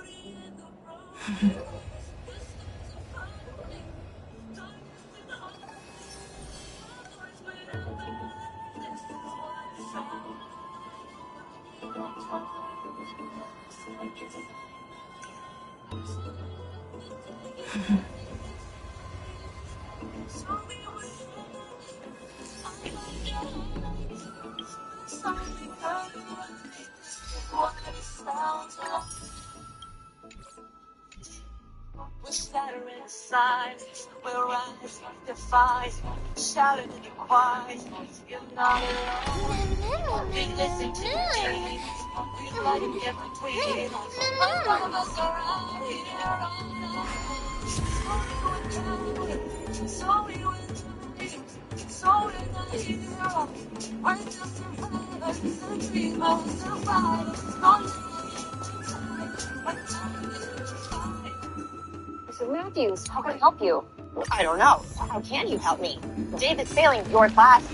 I mean, I've offered him...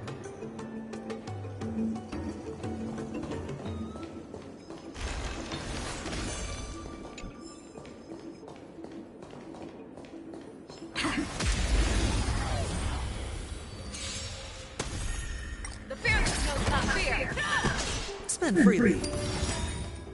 Bust. Or maybe I'll take it all. I choose you. I choose you. Return!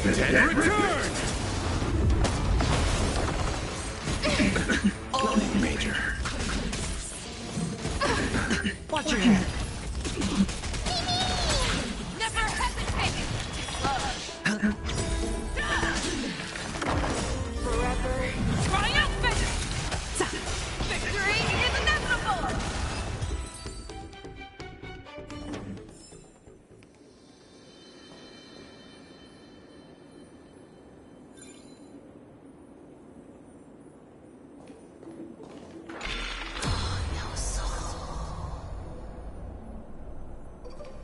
Huh? There are Ichor vessels stored here.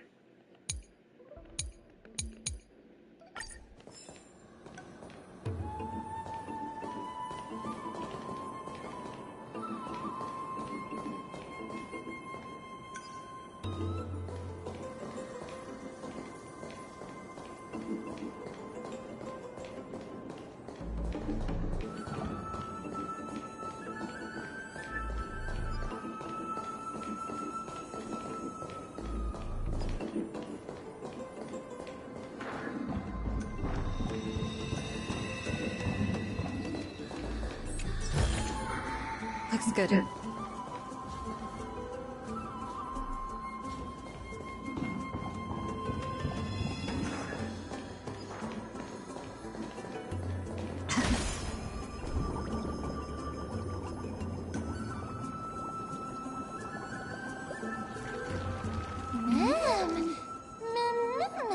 Flowers, ma'am.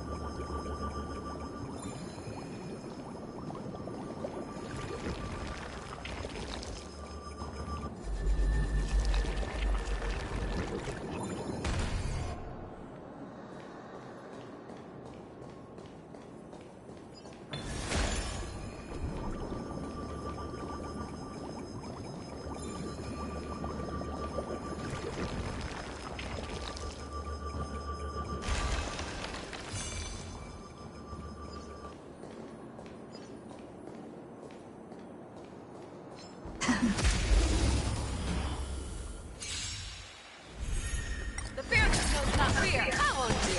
It's on me. I choose you. We can do anything.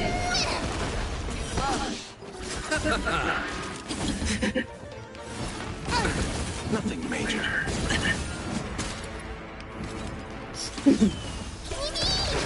Never hesitate. Bust. Or maybe I'll take it all. Forever triumphant. Victory is inevitable. The fearless knows not fear. Too slow. No dirty tricks. Receive divinity. The dead return! No dirty tricks. Never hesitate. I won't do. Forever triumphant. Victory is inevitable. Little. The fearless knows not fear. I won't do. Receive divinity. Never hesitate. Spend freely. Bust. Or maybe I'll take it all.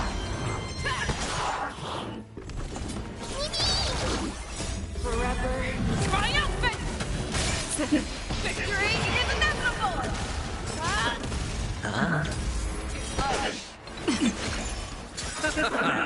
The dead return! Get stronger. We can do anything!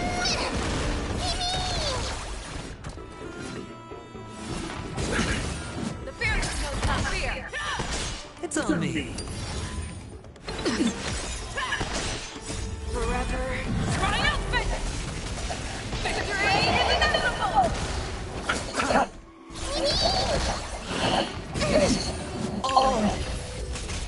Never hesitate! I'm still here. The fierce knows not fear. Reach the end of the story in your own way.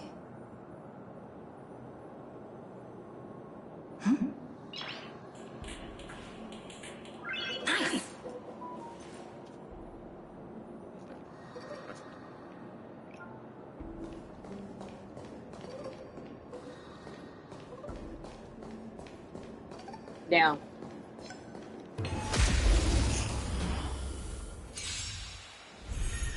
Never hesitate! Spin freely. Bus. Or maybe I'll take it all. I can Watch your head.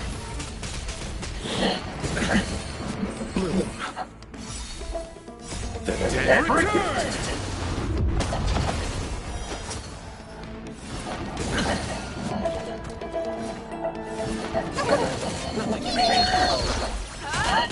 It's on me. We can do anything! Triumphant! Victory is inevitable! The fierce knows not fear! Receive divinity. Nothing to major.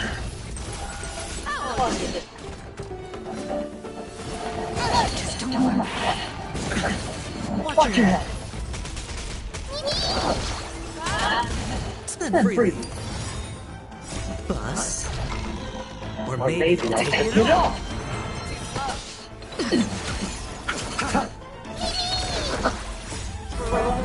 Triumphant! Victory is inevitable!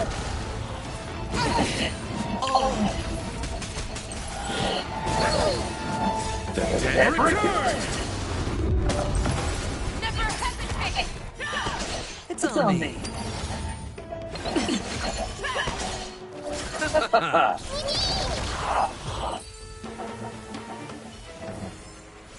Reach the end of the story in your own way.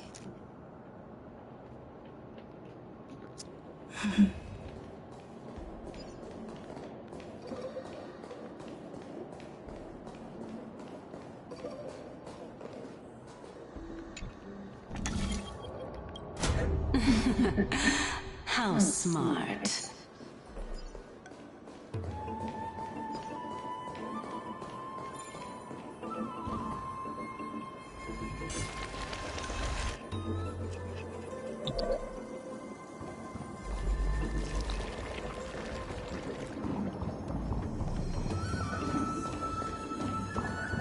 Let's hope that this is not a trap set by her.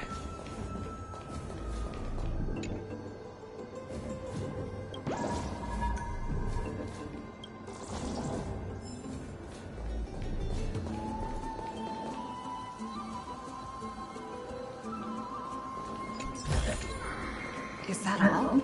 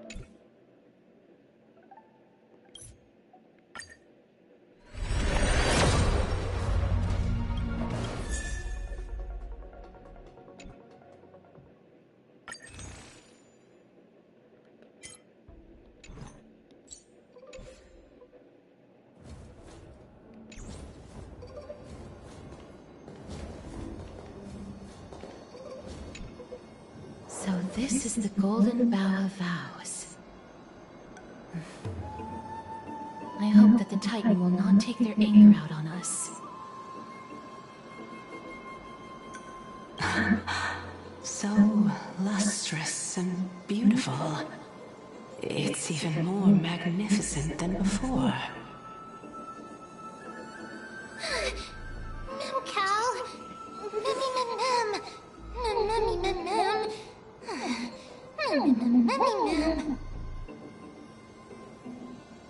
Understood. My apologies, Pink Bunny.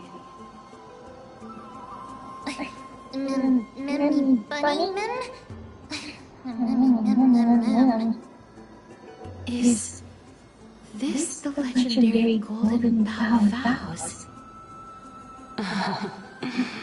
We'll know once we test it. There's a secret passageway behind the pond.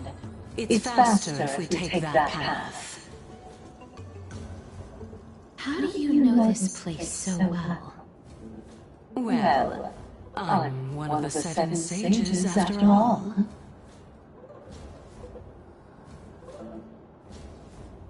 What's your friend of your child?